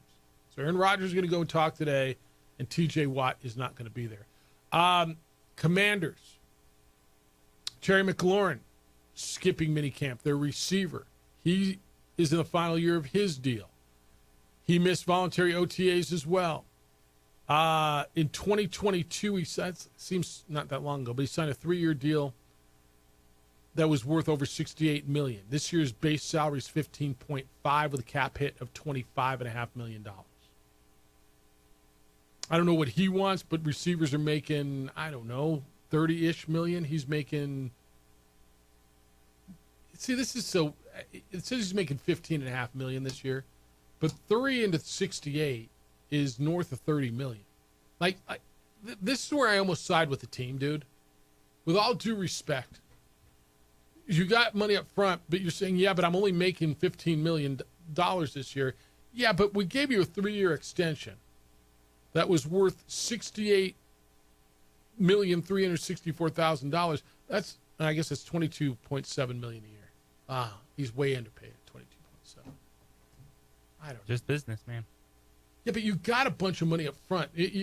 Like just because you're not getting it now, it averages out to 22 point. What did I tell you? 22.7. It's just business, man. Teams don't have to sign them. No, they don't. You can find them. They don't show up there under contract. You can find them. That's correct. That is correct. Bills running back James Cook isn't going to camp either. He wants a new deal. Jalen Ramsey's been excused from Dolphins camp, the cornerback. He wants to get traded. Daniel Jones is going to be in camp. We're going to watch him. This is a big NFL week. Kirk Cousins is going to be at camp. Will he get any snaps, or is he just going there so he doesn't get fined? Who's going to get the bulk of reps with the Saints at quarterback? Rams are going to Maui for minicamp. God bless the Rams. We're going to do it in the heat, the humidity of New Orleans. No, we'll come to Atlanta, come to camp. No, we're going to Maui. We're taking your family. Everybody get on the plane. Let's go to Maui for a week. That's who the Rams are. See? All right. We'll talk some hoops coming up here in 16 minutes. Kenny, more or less. Kenny Thomas will be here. We'll kick it with Kenny. We'll talk about the NBA Finals and all the hoops things that's coming up here at 9 o'clock this morning. It is now National Bourbon Week. What's today, the 10th? National Bourbon Week. Twin Peaks is your spot to celebrate. June 11th, that's tomorrow, all the way through the 16th, which is Monday. You get to enjoy a selection of rare bourbons and cocktail specials and barrel select pours, hand-picked by your friends over at Twin Peaks. Plus, this week is also the U.S. Open. Golf tees off on Thursday. Catch it all, every chip, every swing, every putt. They got wall-to-wall TVs there, 29-degree draft beers, keep you cool. So it's great golf, it's great bourbon, the best views in the game. It's only at Twin Peaks. And late nights are really, really good at Twin Peaks. 10 o'clock to close, Sunday through Thursday. Go by, get their hand-stretched flatbreads for just $8, baked fresh, loaded with flavor, perfect for those late-night cravings. Pair it with something from, I don't know, maybe their rare bourbon collection or their 29-degree drafts or their tequilas. Whether you're winding down the night or just getting started, there's no better place than Twin Peaks. Kick back, stay late, and taste the difference. We would like to thank the following sponsors for making this broadcast possible. What's going on, Lobo Nation? Ja'Cory Krosky-Mir here. And I'm Devin Dampier. The Lobo football team is going through some changes, but we're here to stay. We'll put in the work on the field and in the weight room, but we'll need your help off the field. 505 Sports Venture is leading the charge in the NIL space. And you can be part of it. Shorty, she better than all my intentions. Locked in, shorty, you got my attention. CEO, baby, I give you the business. Touchdown and pay you a visit. I was born in New Mexico. I grew up on these streets. I got in trouble here, and I fought my way back in boot camp. I love New Mexico, especially the people. Now I'm using my training, tenacity, and energy to fight for you. I'm Adam Oki, lawyer, fighter, and New Mexican. I was a local athlete here in New Mexico, so I'm proud to support your local athletes.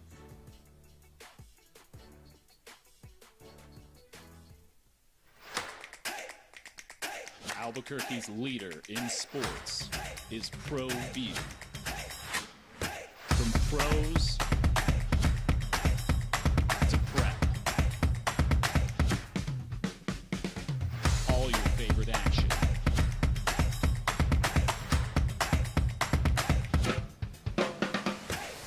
All your favorite talk shows.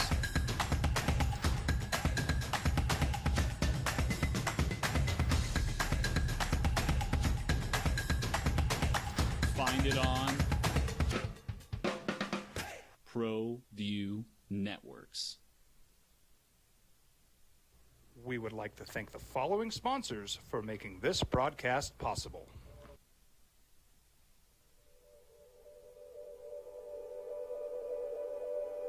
We aren't all born with the same opportunities. But it's the people who care that change everything. Get ready, Sprout, get ready! My coach, my teacher, my older sisters, my grandma, my brother, my tutor, my dad, and my mom. As New Mexicans, it's up to all of us to do our part. So that no child goes without love. And no family has to do it all on their own. They're all our children. Every single person is called to make a difference in the life of a child. It's up to all of us to do our part. To pull together. Pull together. Pull together. To make New Mexico the best place to be a kid.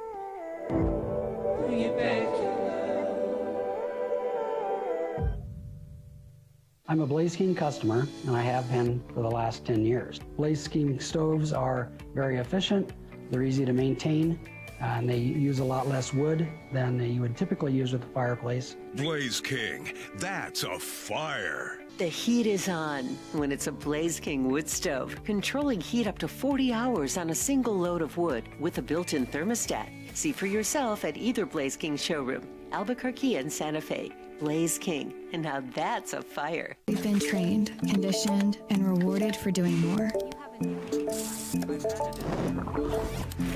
But people weren't designed for all that doing.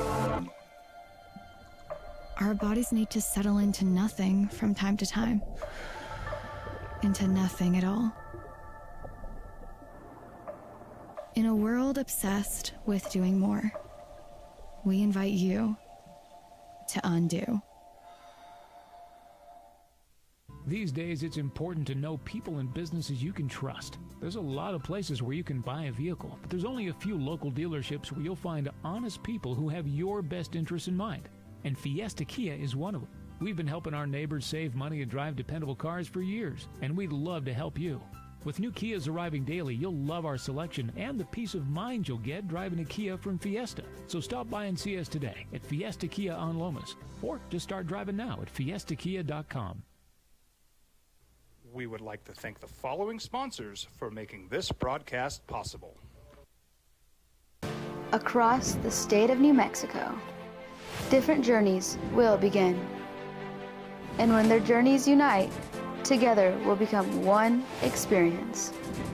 Our campuses across New Mexico in Portales, Boswell, and Ruidoso come together to provide you the support as one family. We are one family that share one goal, one opportunity at a time. We are One Eastern. Albuquerque's leader in sports is ProView. From pros to prep, all your favorite action.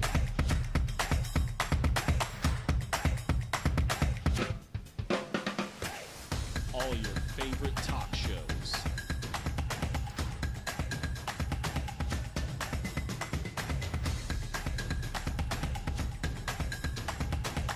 Find it on ProView Networks.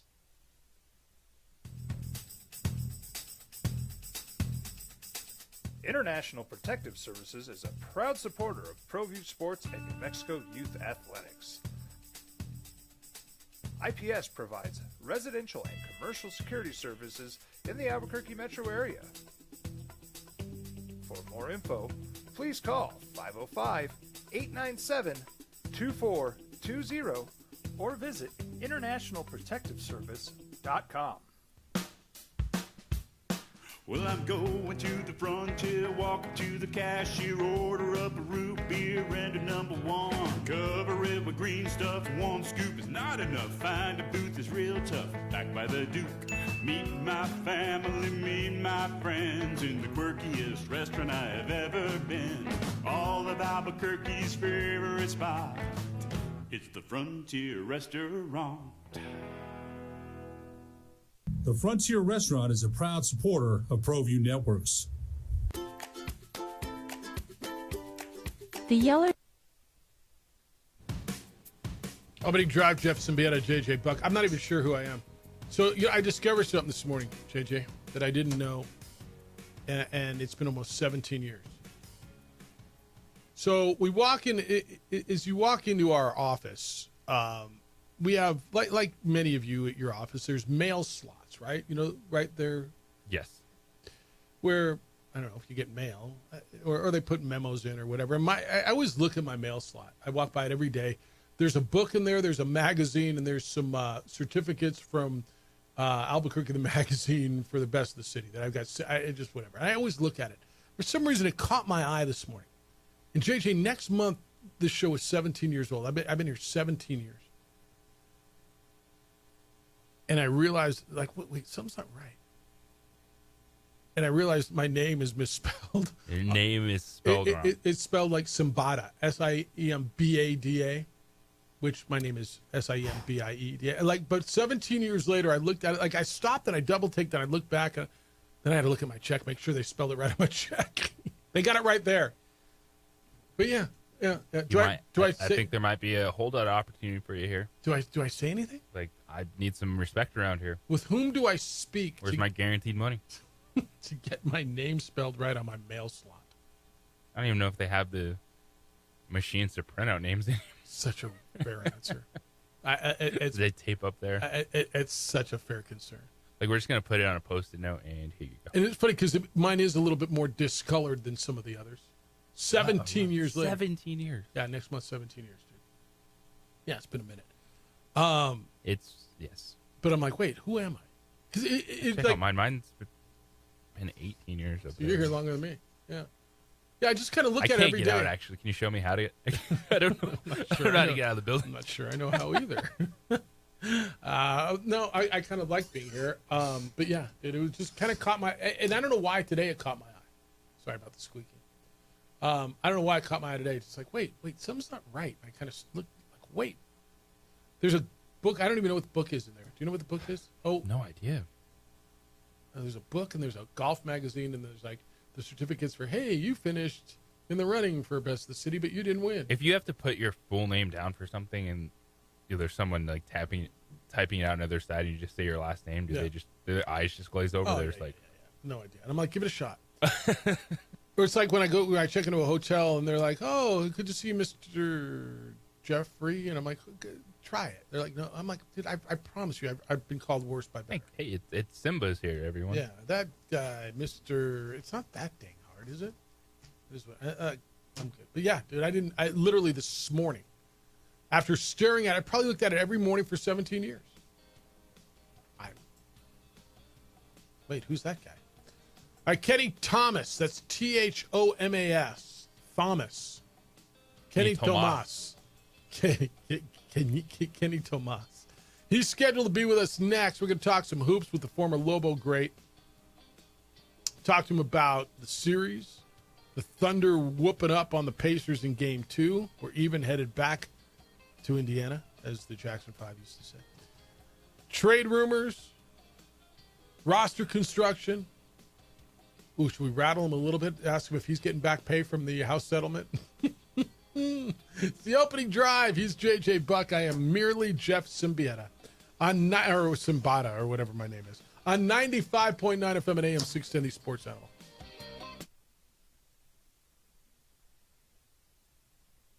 We would like to thank the following sponsors for making this broadcast possible.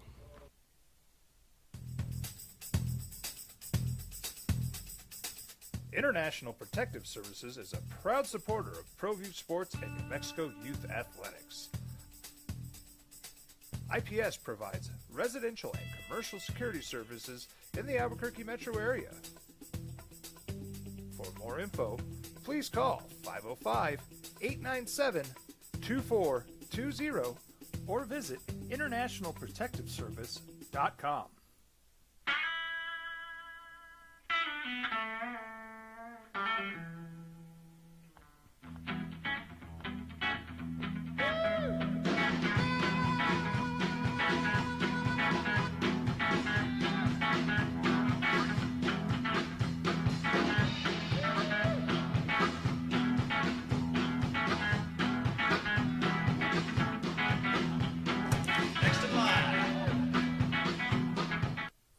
Sponsors is a proud supporter of ProView Networks.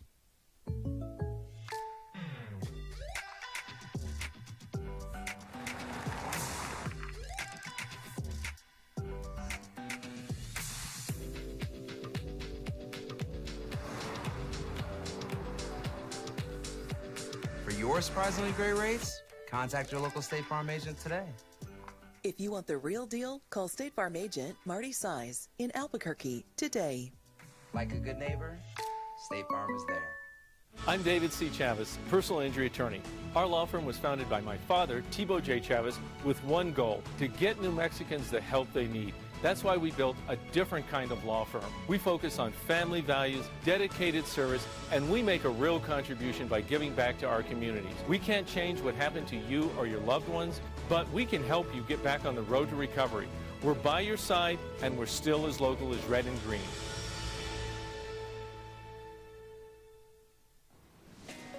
Hi, my name is Ruben, and I'm with the New Mexico Educational Assistance Foundation.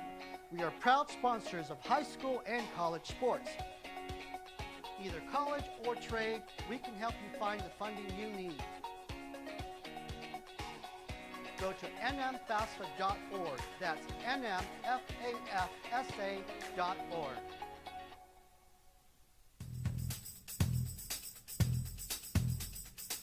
International Protective Services is a proud supporter of ProView Sports and New Mexico Youth Athletics. IPS provides residential and commercial security services in the Albuquerque metro area. For more info, please call 505-897-2420 or visit internationalprotectiveservice.com. We would like to thank the following sponsors for making this broadcast possible. I'm a Blaze King customer, and I have been for the last 10 years. Blaze King stoves are very efficient, they're easy to maintain, and they use a lot less wood than you would typically use with a fireplace. Blaze King, that's a fire. The heat is on when it's a Blaze King wood stove, controlling heat up to... Now it's the opening drive on 95.9 FM and AM 610, the sports animal. Here's Jeff Symbieta and JJ Buck. Well, we're going to get back into the NBA championship finals on tomorrow. Not tomorrow. On Wednesday. Pacers go home. It is a 1-1 series. You could just say, well, I mean, they accomplished their goal. They got a split. And then they got run out of the built in Game 2 by the Oklahoma City Thunder. It's the opening drive on 95.9 FM. And AM 610, the sports animal. Jeff Symbieta, JJ Buck, maybe Kenny Thomas. Is that him on the phone? I said 903. Look at that. I didn't even know Kenny Thomas was joined on the phone. Is he at Barrelas? Or where is he? Is he just laying in bed? He's a former Lobo All-America. He is an 11-year veteran in the NBA. He is the host of Unfiltered with Kenny Thomas and Zay.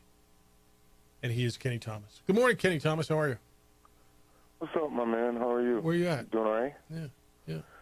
I'm in Sacramento, California. I had to come check on my house. How's your house? And then I played in a golf tournament, charity benefiting sex trafficking.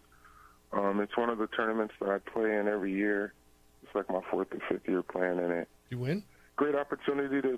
Yeah, we actually won. I won a Citizen watch. No way. I never win any... Come on, Jeff, are you kidding me? What do you mean, no way? Well, I mean, it's not possible. Who wins the scrambles? You got to cheat your way to a 56 or something. You come in 22 under or something. We shot a 53, and I actually contributed. What are you talking about? 53 is 19 under? Right? Yeah, whatever it is, we won. And you actually contributed.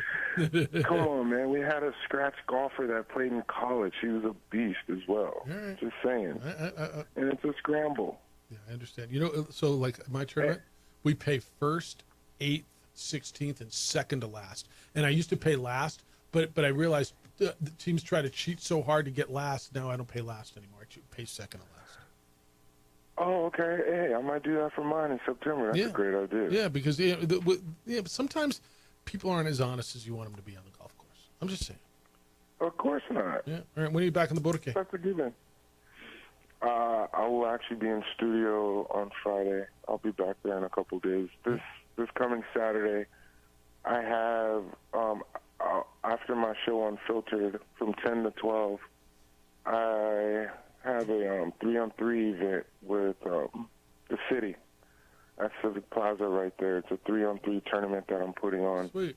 Yeah, so if you want to reach out to my boy Josh Kearns to register, and it's for free. Juneteenth event. Bobby Valentino is going to be there performing. It's going to be fun. Good. I've never done it before, but yeah, maybe this is going to be a start of something new with me doing a 3-on-3 event. No, that's good. All right, Pacers get out of town with a split. They feel good about getting a split, or they feel a little harsh after getting paddled the way they did in game number 2. Well, it was expected a little bit, right? Not by them, probably. Right? What'd you say? Not by them. I'm going to assume they didn't expect it. No, it's been a trend of like OKC on how like they've responded, especially when they lose a game. They come back, win by at least 14, 15 points a game. The Pacers, you really can't be surprised because they were happy. I mean, they should be happy that they split. The fact that they were able to get game 1, it gave them a little bit of breathing room, being able to go into game 2. But game 3 is going to be interesting. It's a matter of the Pacers having a great supporting cast that they have. Playing at home, they're a totally different team. Both of these teams obviously get up and down, but I would love to see how Miles Turner and some of those other guys can step up and continue to support the Pacers when they're trying to win championships. It felt like Oklahoma City got a wake-up call, right? They play. I hear all, the Pacers come back and they always rally. And Oklahoma City, honestly, Kenny, eye test, and I think we all thought this going in. Oklahoma City, to me, is just they're better, and I think Indiana's got to be perfect to win the series. Oh yeah, and I feel like it could actually go maybe 6. If it goes 7, it's over for the Pacers. Obviously, playing in OKC, but the energy and the effort that the Pacers are playing with. They're playing with tremendous passion right now, and it's not just on the defensive side. Obviously, they're not known for their defense, but being able to actually come in and contribute at the right time from that perspective has been huge for them. Even though you got an OKC team that actually plays very well on the offensive side, but their bigs came in and played very, very, very well this game because they didn't play down the stretch in game 1, Chet and I forgot the other guy that's inside that's been playing really, really well. But Hartenstein? Say that again? Hartenstein? Yes, I really like him. I really like him a lot. He plays with a lot of energy and a lot of effort. But Williams and some of those other guys that's supporting Shai Gilgeous-Alexander is going to have to step up and support, especially going on the road and playing in a hostile environment. He's Kenny Thomas. We're kicking it with Kenny here on the Sports Animal. Now, Kenny, Draymond Green said that Alex Caruso is the 3rd most important player for OKC. And I think when you have Chet Holmgren and things like that, people go, what are you talking about? But the defense Caruso has played has definitely changed things throughout the postseason. How important is a player like that does the little things, that does the dirty work to a team winning a championship? Well, I would know about doing the dirty work. I was one of those guys that took charges and did the stuff that didn't show up in box scores.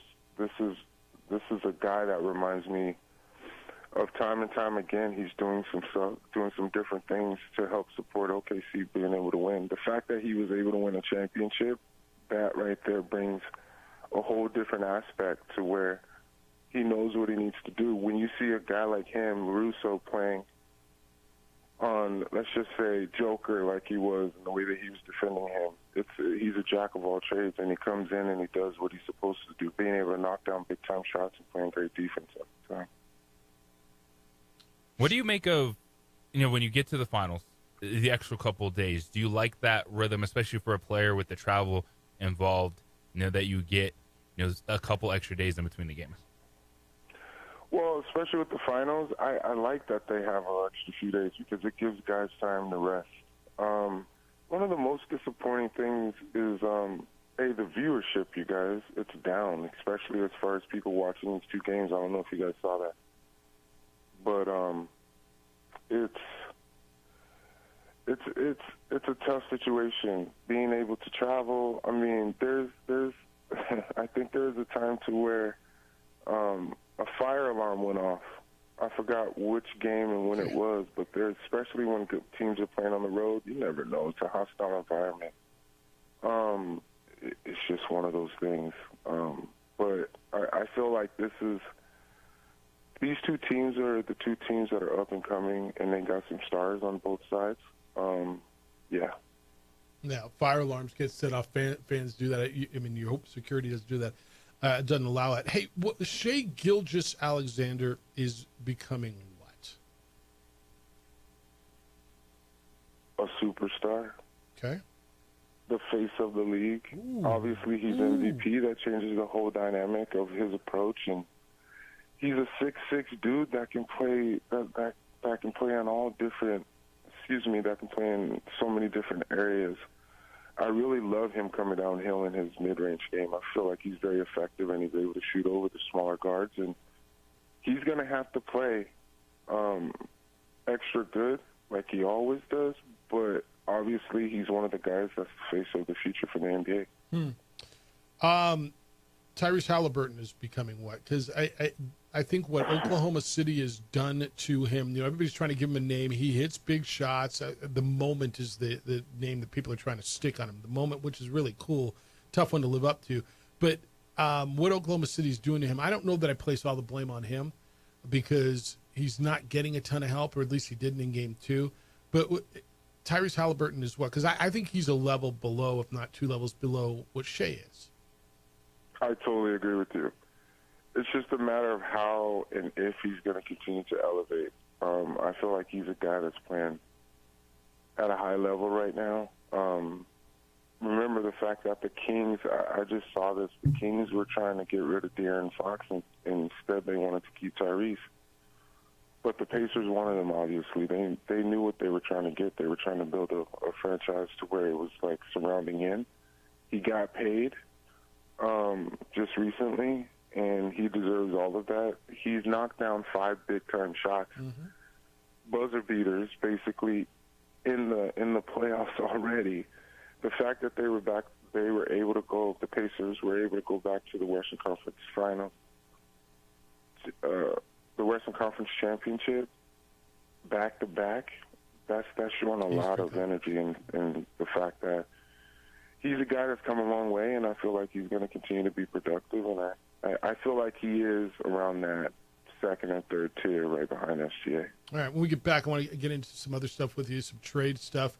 There's a lot of talk about Kevin Durant and places that he might go. And just kind of get your thought a little bit on the house settlement in college and guys getting paid and back pay. Kenny Thomas is with us, the former Lobo great. He was 11 years in the NBA. We're kicking it with Kenny on 95.9 FM and AM 610, the Sports Animal. You're listening to...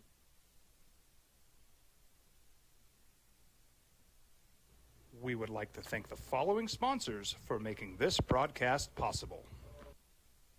I'm a Blaze King customer, and I have been for the last 10 years. Blaze King stoves are very efficient, they're easy to maintain, and they use a lot less wood than you would typically use with a fireplace. Blaze King, that's a fire. The heat is on when it's a Blaze King wood stove, controlling heat up to 40 hours on a single load of wood with a built-in thermostat. See for yourself at either Blaze King showroom, Albuquerque and Santa Fe. Blaze King, and now that's a fire. From the Sandia foothills to the banks of the Rio Grande, generations of families remain. For 5 generations, Gallus Chevrolet has handed down values written in stone, leading the way under sun-filled skies, past the vintage glow of Route 66. Built by generations past, built for generations to come. This is New Mexico. This is Gallus. Hi, my name is Daniel Chavez, and this is my business partner, David Chavez. We are the owners of Indeed Safety. Indeed Safety is a local safety consulting company helping our clients with their safety needs for their projects. One of the things we pride ourselves as a construction safety company is helping our men and women in construction get home safe every day to their families. Indy Safety is a proud supporter of ProView Network.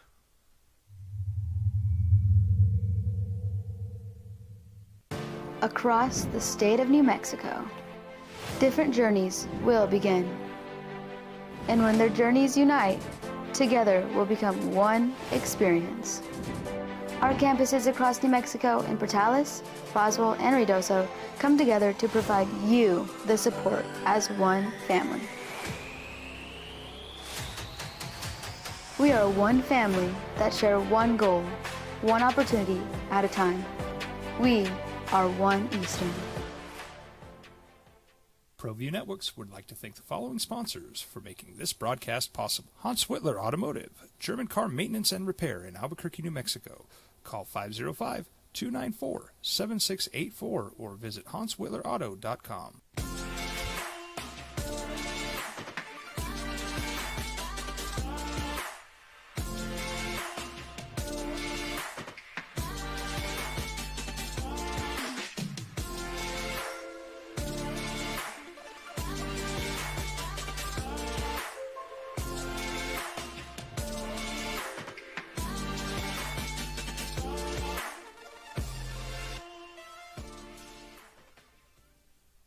I'm a Blaze King customer, and I have been for the last 10 years. Blaze King stoves are very efficient, they're easy to maintain, and they use a lot less wood than you would typically use with a fireplace. Blaze King, that's a fire. The heat is on when it's a Blaze King wood stove, controlling heat up to 40 hours on a single load of wood with a built-in thermostat. See for yourself at either Blaze King showroom, Albuquerque and Santa Fe. Blaze King, and now that's a fire. We've been trained, conditioned, and rewarded for doing more.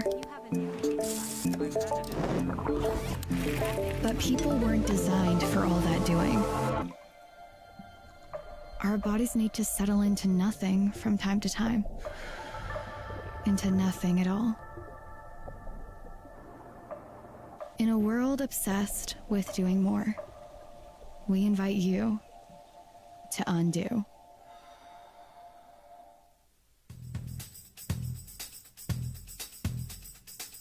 International Protective Services is a proud supporter of ProView Sports and New Mexico Youth Athletics. IPS provides residential and commercial security services in the Albuquerque metro area. For more info, please call 505-897-2420 or visit internationalprotectiveservice.com. You followed him from the first day he signed with the team. You remember the day he poured in 63 points? The night he played a sold-out concert to 30,000 people. The day he gave his infamous speech. That's why you believe in heroes. That's why you remember and collect their memorabilia. All in autographs, where you can meet some of the greats, collect some of the greats, and share your own legacy. Visit All In Autographs, where you can celebrate the great and have your own piece of history. Well, I'm going to the frontier walk. Talk is the Knicks of late. Where do you, A, do you think he gets dealt, and B, where's the right fit? I don't think the right fit is the Knicks. Okay. I could see. I've been saying this. I could see him going to Minnesota, maybe playing with the Ant-Man. Obviously, I totally agree with you when it comes to him leaving Phoenix. He's not going to be there. Obviously, it's going to also be a contender. I don't think it would be in the West. I think he's going to end up in the East. Why do you think that? Because have you noticed, it's like when big-time guys, they switch, they get traded, they end up going to the opposite conference. Like Giannis. I don't think Milwaukee's going to end up keeping him in the East. One, Milwaukee would have to see him 4 times again if he left. I just don't see it happening. There's other options for him to be able to go other places, but it's going to be interesting to see. I wouldn't even be surprised if it ends up being a place that we would not even expect him to go. That's fair. What do you make of that noise coming out of New York that the players in their exit interviews with James Dolan, the owner, Mikal Bridges was one of the guys. Was it Hart? JJ was the other one, who were vocal about their displeasure about the fact that he played them so many minutes that Tibbs didn't use his bench, and that's why Tom Thibodeau got fired.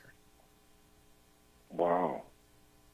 That's one of the most stupidest excuses to fire somebody, especially when you have the Knicks that haven't been in the conference finals in 20, 25 years. How do you and then you still got to pay the man $30 million after you fire him. How do you do that? Well, where are you on playing time? Like okay, how much? And maybe it's a different era than when you played, and obviously it is. I understand that, but I mean, I don't know. You're paid to play basketball, and all of a sudden, man, he's playing. I got to play too much basketball. I guess JJ and I were kind of scratching our heads a little bit. Where are you when it comes to playing time? It used to be guys wanted playing time. Now it's they're getting too much playing time and they're complaining about it. Well, it's totally different. I'm like, where do I go with this? It's man, my last 3 years I was getting paid a crap load of money and I wasn't playing, and I wanted playing time to get another contract. That's how you're able to get the opportunities that you get. It comes down to producing numbers. Now guys are sitting out and not playing if they can, and they actually have that right to be able to do it. When I was playing, you didn't have that right to be able to do that. And to do what? To say I want to load manage, to sit out, to rest me, and I'm playing too much. Yeah. Exactly, but you had guys that were like top guys that were playing a lot of minutes, but that didn't allow them to be able to be like, hey, I'm not going to play that much. But you also have Rick Bronson over there, who's Jalen Brunson's dad, that's a part of the organization and the bench, right? To where obviously there's some friction there. I just feel like those guys that are trying to get in, they're just not getting opportunities like they should. And then when you get into the playoffs, the bench gets shorter anyway to a certain extent. This is where the bench is extended during the regular season to a certain extent. Tibbs, he knows who he's going to play. It's just a matter of how many guys he's actually going to play. Kenny Thomas is with us for a few more minutes here on the Sports Animal. No, Kenny, you know what it's like playing for many different head coaches and going through that world. So, the Knicks make this move. There's a lot of noise. Maybe they have to use some assets to get Jason Kidd. If you're a franchise and you make a move like this, should you know who you want, or was this just, hey, Tibbs isn't the guy, we'll figure it out after the fact? Well, there's a lot of different names being thrown out there. Jason Kidd, you got Sam Cassell, you even got Mike Brown that's out there, if he's still in the mix. I think the culture of having a guy like Tibbs being able to be there, it changes that dynamic when you bring in a new coach. Are the players going to gel with the coach? As you stated, me being able to be in the NBA for 11 years, I had 10 coaches in 11 years, and it's not easy. I had half of them in Philly, and then I had the other half in Sacramento, and I had one in Houston. So it's a matter of coming out there and being professional, like Jeff said, because you're getting paid millions of dollars. There's guys that are making stupid money, and they're not even averaging that many points or doing anything. But the money they're making is life-changing. And when you have a salary cap that's $150 million and you got 14, 15 guys on the squad, man, you just got to go out and capitalize and take advantage of the opportunity. Speaking of money, the House settlement in college athletics came down. So college players will now they can get paid by the university. There's also back pay. Now, doesn't go back as far as you, so you're not getting any, but there's $2.8 billion in back pay that's going to student athletes all the way back to 2016. Just your thoughts on it, and is it long overdue? How does a player from your generation feel about it? It's overdue. I could be bitter saying, hey, how come I'm not getting any of the money? But the fact that these kids are able to get compensated for the service that they do, because it's getting to the point to where college basketball is becoming a pro. It's like professional now. And these kids deserve it all. The universities are making all the money. The NCAA is making all the money. So why not give these kids what their due is? And I think that's totally fair that they're being able to get these opportunities, and it should have came a long time ago, even though I don't get any of it. No, you don't. You know. But get this, but I do get royalty checks every 6 months from being on NBA 2K. So if you're out there listening, keep playing with your boy on NBA 2K so them checks can keep coming from my NIL. Yeah. You know, I always the conversation about the universities are making all this money, and there's a lot of money out there. I always wonder where it is, because every university talks about, every athletic department talks about how they're operating in the black. I'm sorry, in the red. Yeah. That they're underwater, and I don't, you know, I'm not looking. I think everybody should get theirs, man. I don't want to tell coaches you're making too much money, but obviously that's a big piece of where the money's going. I always wonder, where does the money go? I hear all the time, all the schools are making all the money, but every single athletic department talks about how they're struggling for money. And you're like, damn, okay, so where is it all going? And I think it's going to be harder and harder. We had New Mexico State's athletic director on today talking about, you know, how are they going to find money now to pay the players?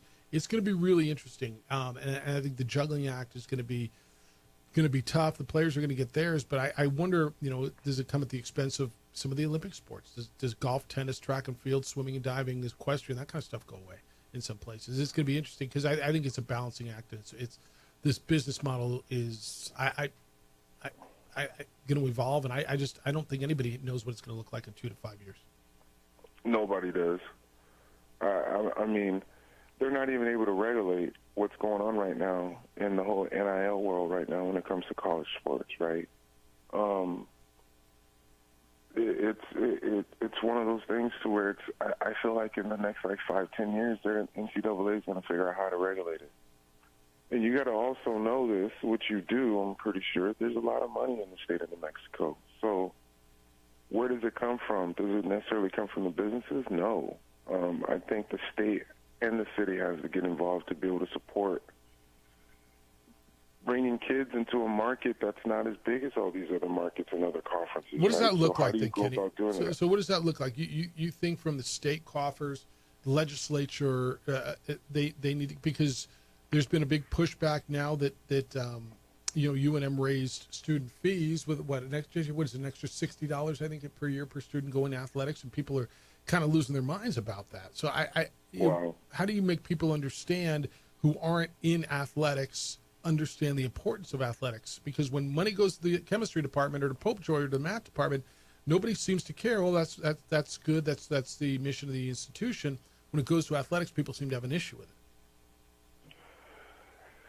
Athletics is a huge driving force when it comes to these colleges and opportunities for all of these kids to be able to get them, right? And you have to figure out how you can support that from a state perspective, from a legislative perspective. Last year, the legislative, they were able to give like X amount of millions to start the process because it's never been done before. Mm-hmm. It's just not enough. How do you spread that between the different schools in the state of New Mexico? Obviously, UNM and New Mexico State comes first. So it's going to have to continue to evolve, and more money is going to have to come out of the state to be able to bring opportunities, and maybe even look at redoing some situations when it comes to the stadiums that are there in New Mexico, right? I think that will help to actually get people to be able to come and be involved. And come on, Jeff, you know this. Everybody thinks they know sports, and most of the people don't. But what I'm hearing is there's so many other programs that are bringing in funding for the university. Obviously, that's outside of sports. So it's a matter of balancing it out, but some funds are going to have to come in from the state to be able to succeed, and to where you don't have a coach or coaches, obviously, that have to rebuild their programs based off of kids leaving because they have opportunities to be able to go make money somewhere else. Every single year. All right, man, we'll catch up. You're going to be in the studio on Friday? Yes, sir. All right, I will be in there. After Barrelas? I don't know. It depends. It depends. I got to look at my calendar, man. I'm trying to be as busy as you. No, you're a busy man. I understand it. All right, we'll hit him straight because I'm going to guess you're playing some golf while you're out there, as you should. Of course. Yeah. And we'll catch you on Friday. Appreciate you, man. I appreciate you guys. All right, JJ. Talk to you later. He's Kenny Thomas, former Global All-America. And I just thought the perspective, you know, of a guy who wasn't part of NIL. How do they feel now? And especially with guys getting back pay and all that. All right, it's yours the rest of the way. 505-246-0610. Emails Jeff at sportsanimalabq.com. JJ at sportsanimalabq.com. It's the opening drive. He's JJ Buck. I'm Jeff Symbieta on 95.9 FM and AM 610, the Sports Animal. We would like to thank the following sponsors for making this broadcast possible. High school sports are back. You can watch every ProView Network broadcast online on the NFHS network. Every moment from every game from every sport, including all NMAA state championship games. Get your monthly pass now. Just go to ProViewNetworks.com, click on the NFHS logo, and sign up today. Watch New Mexico's best.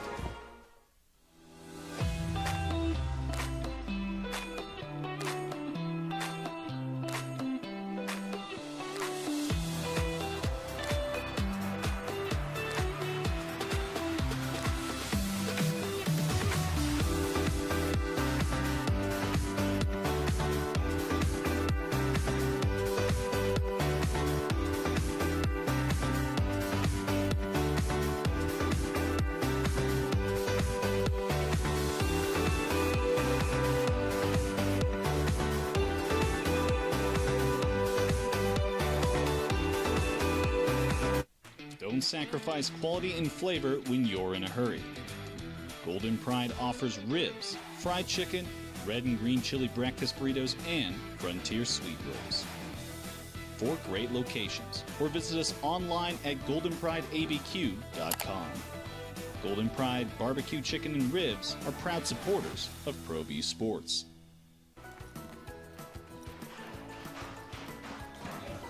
Got shots?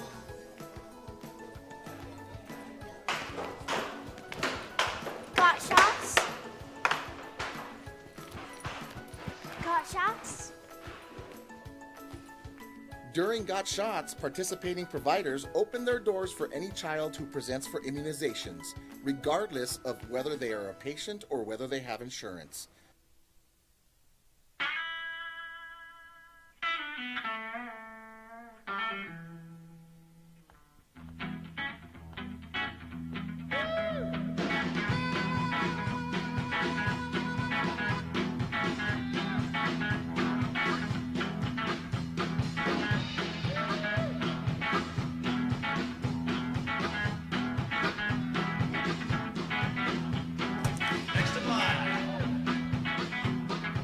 Rudy's is a proud supporter of ProView Networks. I'm David C. Chavez, personal injury attorney. For over 4 decades, our law firm has remained steadfast in our commitment to serving the remarkable people of New Mexico that have been injured through no fault of their own. I'm a New Mexican fighting for New Mexicans. I received my bachelor's degree at NMSU and earned my law degree at UNM.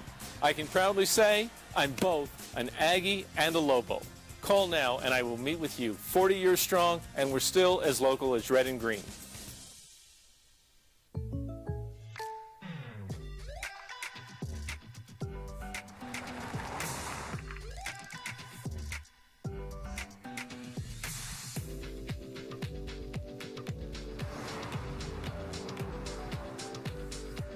For your surprisingly great rates, contact your local State Farm agent today. If you want the real deal, call State Farm agent Marty Size in Albuquerque today. Like a good neighbor, State Farm is there. International Protective Services is a proud supporter of ProView Sports and New Mexico Youth Athletics. IPS provides residential and commercial security services in the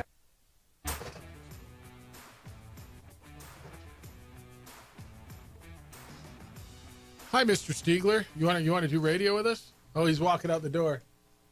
Hey, put it on your calendar. We got to have a day where you can come in and make all your picks after your 2-11 season last year. It was impressive. 2-11. It's the opening drive. He's JJ Buck. Scott Stiegler just walked out the door. I am Jeff Symbieta today. Sid says, Mr. Symbieta, it might be easier to just change your name than trying to get it corrected on your mailbox. You're right. No, you're 100% right. If I tried to change my driver's license, it might be easier than to get it changed on the the mail slots that we have here. My name was wrong. And it's been wrong for 17 years, and I didn't notice it until today. Opening drive, 505-246-0610. We heard today from Dr. Amber Burge. She is the acting athletic director at New Mexico State University. Talked to her about New Mexico State's plans in regards to working in the new era that with the House settlement.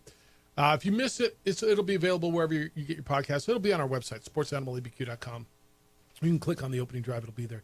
Hey, JJ, so you sent me this, and I want to go in on this. ESPN's Mountain West preview for football. And I'm not sure I understand. Oh, it's returning production. Okay, so conference title odds. Boise State is the odds-on favorite at 36.8%. And those are conference wins, 7.1 wins? Yes. So, and they play an 8-game conference schedule, correct? UNLV, 11.8%. San Jose State. I told you San Jose State might be nice. People are buying into that, huh? You starting to believe me yet or no? Ken Niumatalolo? We'll what? And with that, you look at, all right, well, what is the returning production? And it's Boise State, San Jose State. The one big leap of faith is that, all right, the transfers from power conference schools are going to blow up right away. And that's UNLV, right? Yeah, I mean, that's UNLV's world right now, and Dan Mullen, because they only have 34% returning offense and 29% returning defense. The only thing lower than New Mexico, which is 32% offense, 41% defense, would be Utah State. Bronco completely turned over his offensive side. It's like 19% return. How's Utah State going to be? Do you buy into Bronco turning that thing around right away? People say, well, he turned around New Mexico. Yep. Had Devin Dampier. He had Devin Dampier, and they went 5-7. He had one of the best seasons ever for a Lobo quarterback.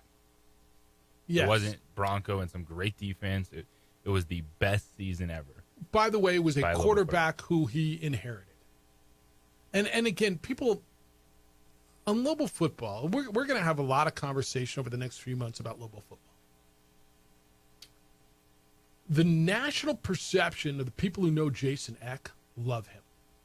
People really believe Jason Eck is going to be able to build something at New Mexico. Now, we'll see, man, because it's been a lot of people who haven't been able to sustain it here, and I get it. There's a lot of people who like the thought of having guys step up a level who were very successful at half a level below, right? At the FCS level, at whether it was Montana, whether it was Idaho, whether it was North Dakota State, wherever it was, at the FCS level. Basically, would you say half a level below the Mountain West? Did Montana State come in here and win last year? So there's a real faction of people nationwide, and it's not like this has been a big conversation, but the people, when you read the magazines and the previews on New Mexico, who love the concept of guys moving up a half a level as opposed to guys who were at the power level who didn't play and are coming down half a level, right? And we'll see. I mean, it's gonna take a minute to figure it out. But there are people who really like it, and those of you who still can't get over the Bronco thing, and I don't know that there's a lot of those left. Do you think so? Maybe there are that are just really, really hurt. Oh my goodness, the Bronco left, and what are we going to do? And it's another rebuild, and that's the worst thing that ever happened. There's going to be a sense of that, just sports and fandom, and I do think that there will be a lot of buzz between that week leading up to New Mexico and Utah State. No, there will. And there should be, by the way. Mm-hmm. Do you think that's simply because they beat Washington State and had a chance to go to a bowl game? Or why? Like, why was there all that excitement with him and not with Danny? Danny's team the year prior went 4-8. Bronco went 5-7. They improved by one game with the quarterback that they inherited. Now, did you get a lot more out of Devin Dampier last year? You absolutely did. He was a year more mature, right? He was a sophomore as opposed to being a freshman. Your offensive staff got more out of him than Danny's offensive staff did. Although I think Devin Dampier would have been great. I regardless. 100% agree with you. This is one where Bronco Mendenhall came in. That's who he had. But I don't look at anything they did last year and say that it isn't repeatable because Bronco Mendenhall. I absolutely agree with you. They went 5-7 with guys. Mostly they inherited. Well, I say mostly. I mean, their best players, Wysong, Dampier, right? Their best players on defense. They inherited. If Danny Gonzalez would have been the coach last year, I believe they'd have been a bowl team. I do. I didn't think they, like, with Bronco Mendenhall coming in, his background, I thought defense was one of the most disappointing things with that team. For a guy who made his reputation and career on the defensive side, absolutely the defense was disappointing last year. So everybody if you've lost your mind over, I can't believe Bronco lost, we have to rebuild again, I'm going to tell you, I don't think you're in any worse shape than you were when he was here. And you could potentially be in better shape because I think you got a guy that's going to be here for a little bit. Now, a little bit could mean 3 years. And if X got success and he makes New Mexico a winner, is he going to go somewhere and get paid? God bless him if he does. Right? That means you're better and you're in a better place and somebody can win here. But look, you got a guy who's everywhere in the community in Eck. Well, That's what you... I'm sorry to cut you off. Yeah, no, go. I'm saying, at this point, you should almost be rooting for your head coach to get another job. Because he did well. It's Patino, right? Yeah. Are you better off now than when Patino got here 4 years ago? Of course you are. X everywhere in the community. Well, Jeff, that's what Danny was and had that. Oh, okay. But you want all these things. Yeah, you want to win first. Well, we won with Bronco. You won one more game. Well, we were building. Building what? Okay, I'm taking nothing away from Bronco Mendenhall as a coach. And was the culture different? And yeah, I don't know. Was it better? I don't know. You won one more game. Well, you beat Washington State. They were ranked. Yeah, great win. Terrific win. It was. And the year prior, you went on the road and beat a Fresno State team that was really good too. Right? Like a 9-win Fresno State team. And you went on the road. And came down to the end of Utah State and didn't go for 2 and lost in overtime. But it's not the end of the world that Bronco left. You got a guy who is, by every indication, wants to be here, seems to love it. Looking at the positive about the facilities instead of what you don't have. Talking about recruiting to what you do have. He's everywhere in the community. Well, Jeff, I mean, is that a big deal? Yeah, that's part of it, yeah. Where Bronco was nowhere, right? Now, again, nothing against Bronco. That wasn't his thing. He figured he could just kind of insulate himself with his people and didn't have to get in the community. Okay. This coach and the coach prior to Bronco both think it's important to be in the community. Most coaches feel that way. I just, look, man, I'm not going to lose my mind over a guy that was here 1 year and went 5-7. With all due respect, and this is nothing against Bronco Mendenhall. I like him as a person. I think he's a terrific coach. But if he didn't want to be here, then who wins?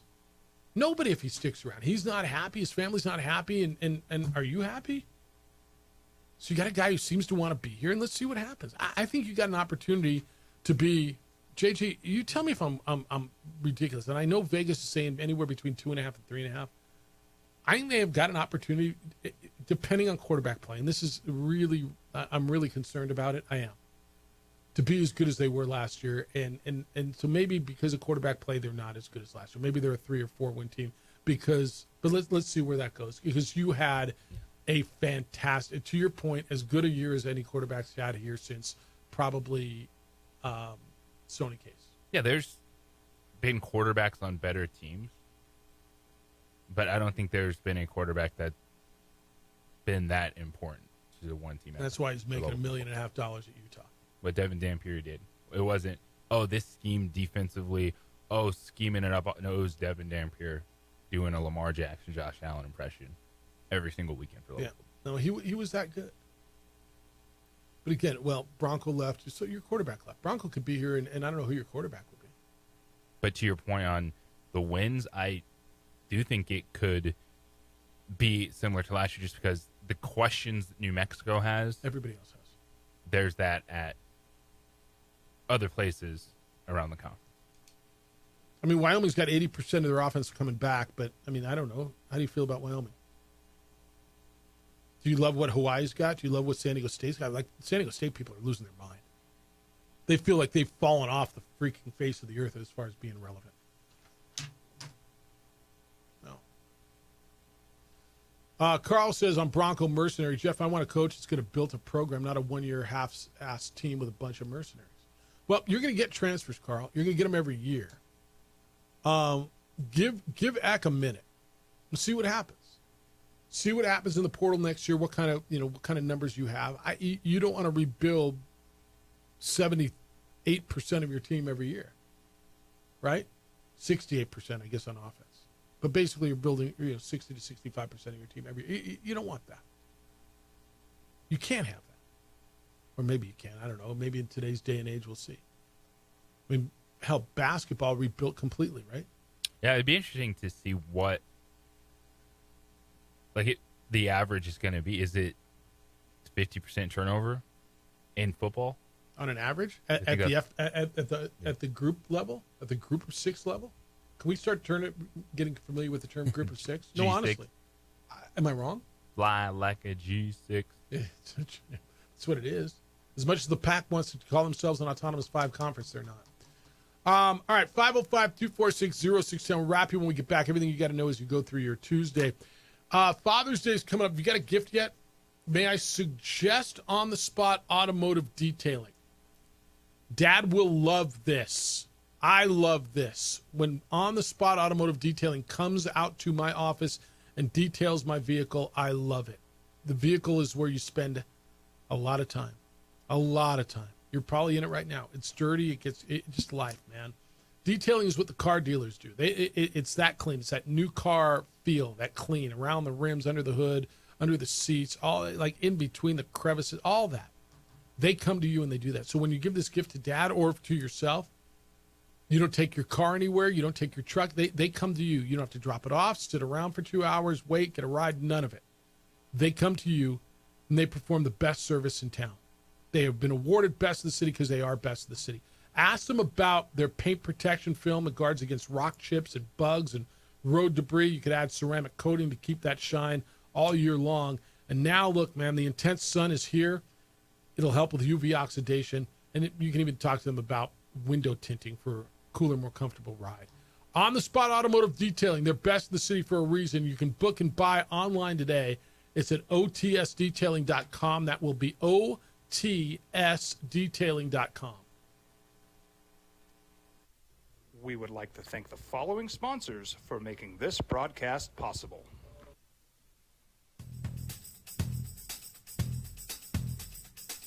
International Protective Services is a proud supporter of ProView Sports and New Mexico Youth Athletics. IPS provides residential and commercial security services in the Albuquerque metro area.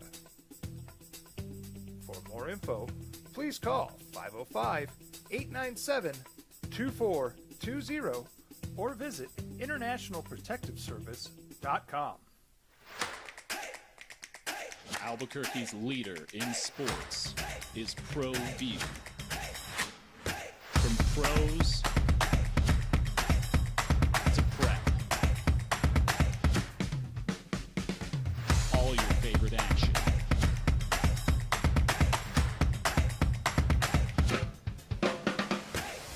All your favorite talk shows.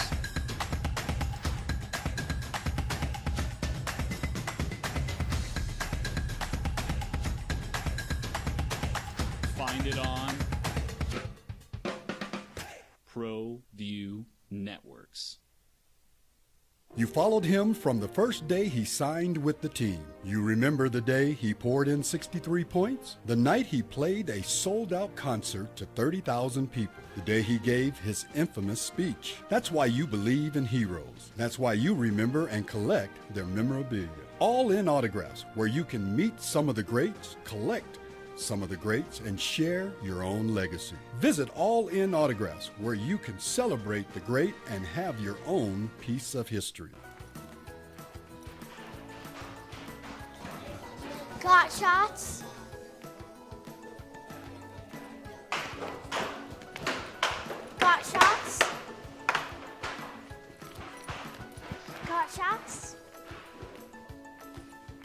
During Got Shots, participating providers open their doors for any child who presents for immunizations, regardless of whether they are a patient or whether they have insurance.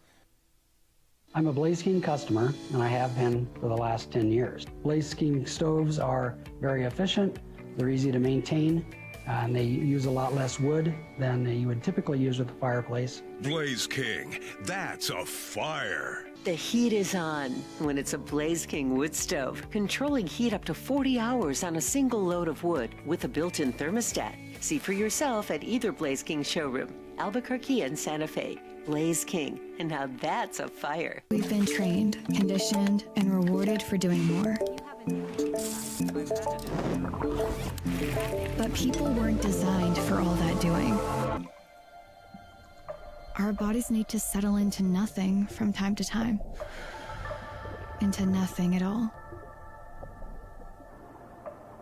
In a world obsessed with doing more, we invite you to undo. Hi, my name is Ruben, and I'm with the New Mexico Educational Assistance Foundation. We are proud sponsors of high school and college sports. Either college or trade, we can help you find the funding you need. Go to nmfafsa.org. That's nmfafsa.org. We would like to thank the following sponsors for making this broadcast possible. For over 20 years, Evergard Roofing and Solar has been committed to customer service. Locally owned and operated, Evergard offers both commercial and residential roofing and solar services. For more info, please call 505-821-9543. Evergard Roofing and Solar are proud supporters of ProView Sports Network and New Mexico Youth Athletics. I might not be in the cage as much anymore. Just like riding a bicycle, I can pick up the fight from where I left off. I'm not some slick-haired outsider posing with borrowed gloves. I grew up here, New Mexico.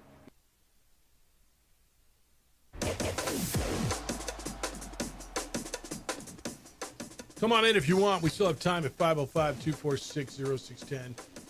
Your emails are coming in, Jeff at sportsanimalwq.com. JJ, there's a story in Yahoo and then Deseret News that the Pac-12, the new Pac-12, the Pac however many, with their 8 teams, the schools have all signed their grant of rights.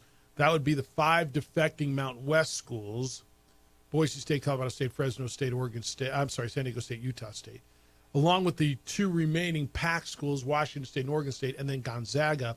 They all signed their grant of rights, which is a signal that the league is really, really close to finalizing its new media rights deal. They're expecting that out in the next couple of days, and then they believe they'll be able to go out and get their 8th football playing member or 9th and move on. There's still a lot of talk. Everything I read coming out of a Pac-12 market, and I say Pac-12, a PAC market, certainly Utah, still says the possibility of Memphis and Tulane. When I read it on like Yahoo or something, it focuses more on Texas State. And then those outlets mention even UNLV. I don't think the UNLV thing happens. I don't see where that goes. Speaking of Yahoo Sports, yeah, and Ross Dellinger, yeah, what do you got? He put out a post on the new NIL bill that's going to the House right now. Yeah. And there was a statement released by the power conferences, and guess who got their logo on that statement? I don't know. It's Pac-12. It says autonomy conferences applaud discussion draft to restore stability in college sports, and it's a joint statement released by the ACC, Big Ten, SEC, Big 12, and Pac-12. Yeah, I did see that. That came out yesterday, right? That was pretty interesting. Yeah. Which with their two teams, and now that they were able to at least be on that letterhead with big old SEC. Yeah, no, that's there, and it's interesting.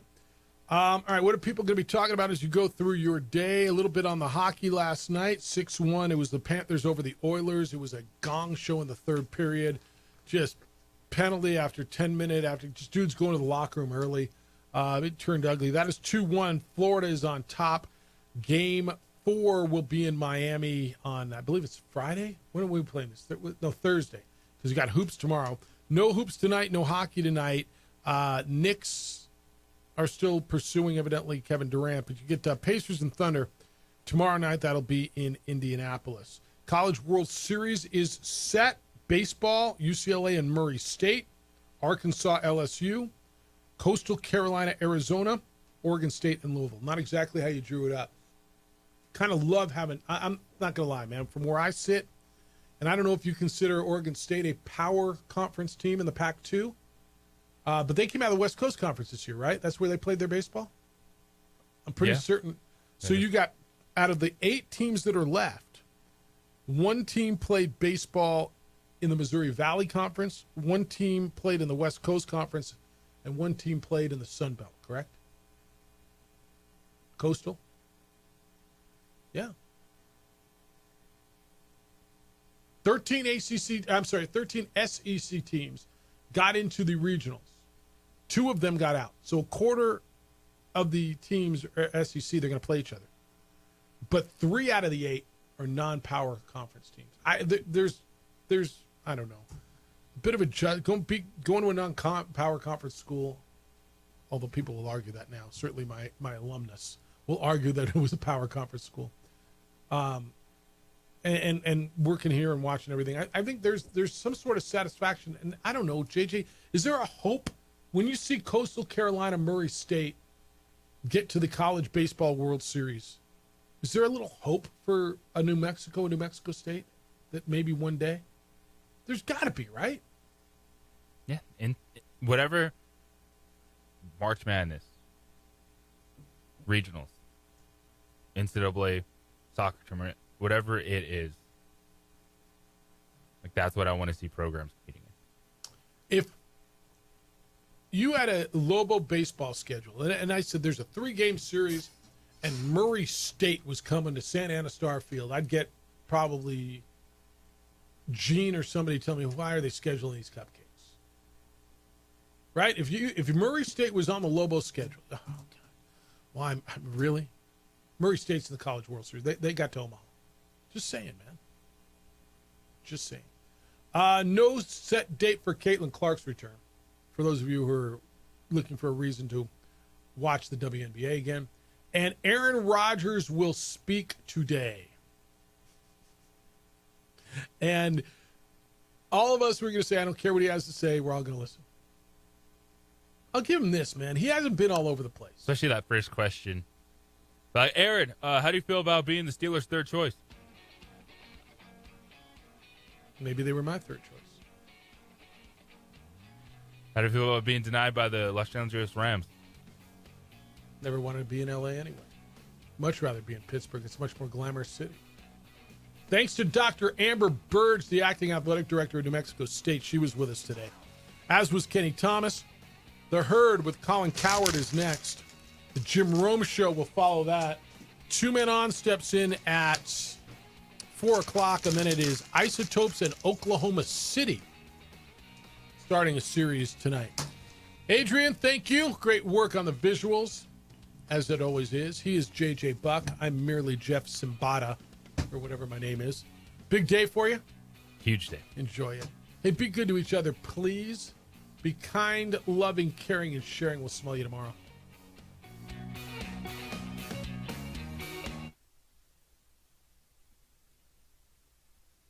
We would like to thank the following sponsors for making this broadcast possible. Across the state of New Mexico, different journeys will begin. And when their journeys unite, together will become one experience. Our campuses across New Mexico in Portales, Roswell, and Ruidoso come together to provide you the support as one family. We are one family that share one goal, one opportunity at a time. We are One Eastern. From the Sandia foothills to the banks of the Rio Grande, generations of families remain. For 5 generations, Gala Chevrolet has handed down values written in stone, leading the way under sun-filled skies, past the vintage glow of Route 66. Built by generations past, built for generations to come. This is New Mexico. This is Gallus. Well, I'm going to the frontier, walk up to the cashier, order up a root beer and a number one. Cover it with green stuff, one scoop is not enough. Find a booth that's real tough, backed by the Duke. Meet my family, meet my friends in the quirkiest restaurant I have ever been. All of Albuquerque's favorite spot, it's the Frontier Restaurant. The Frontier Restaurant is a proud supporter of ProView Networks. Don't sacrifice quality and flavor when you're in a hurry. Golden Pride offers ribs, fried chicken, red and green chili breakfast burritos, and Frontier sweet rolls. 4 great locations, or visit us online at goldenprideabq.com. Golden Pride Barbecue Chicken and Ribs are proud supporters of ProView Sports. International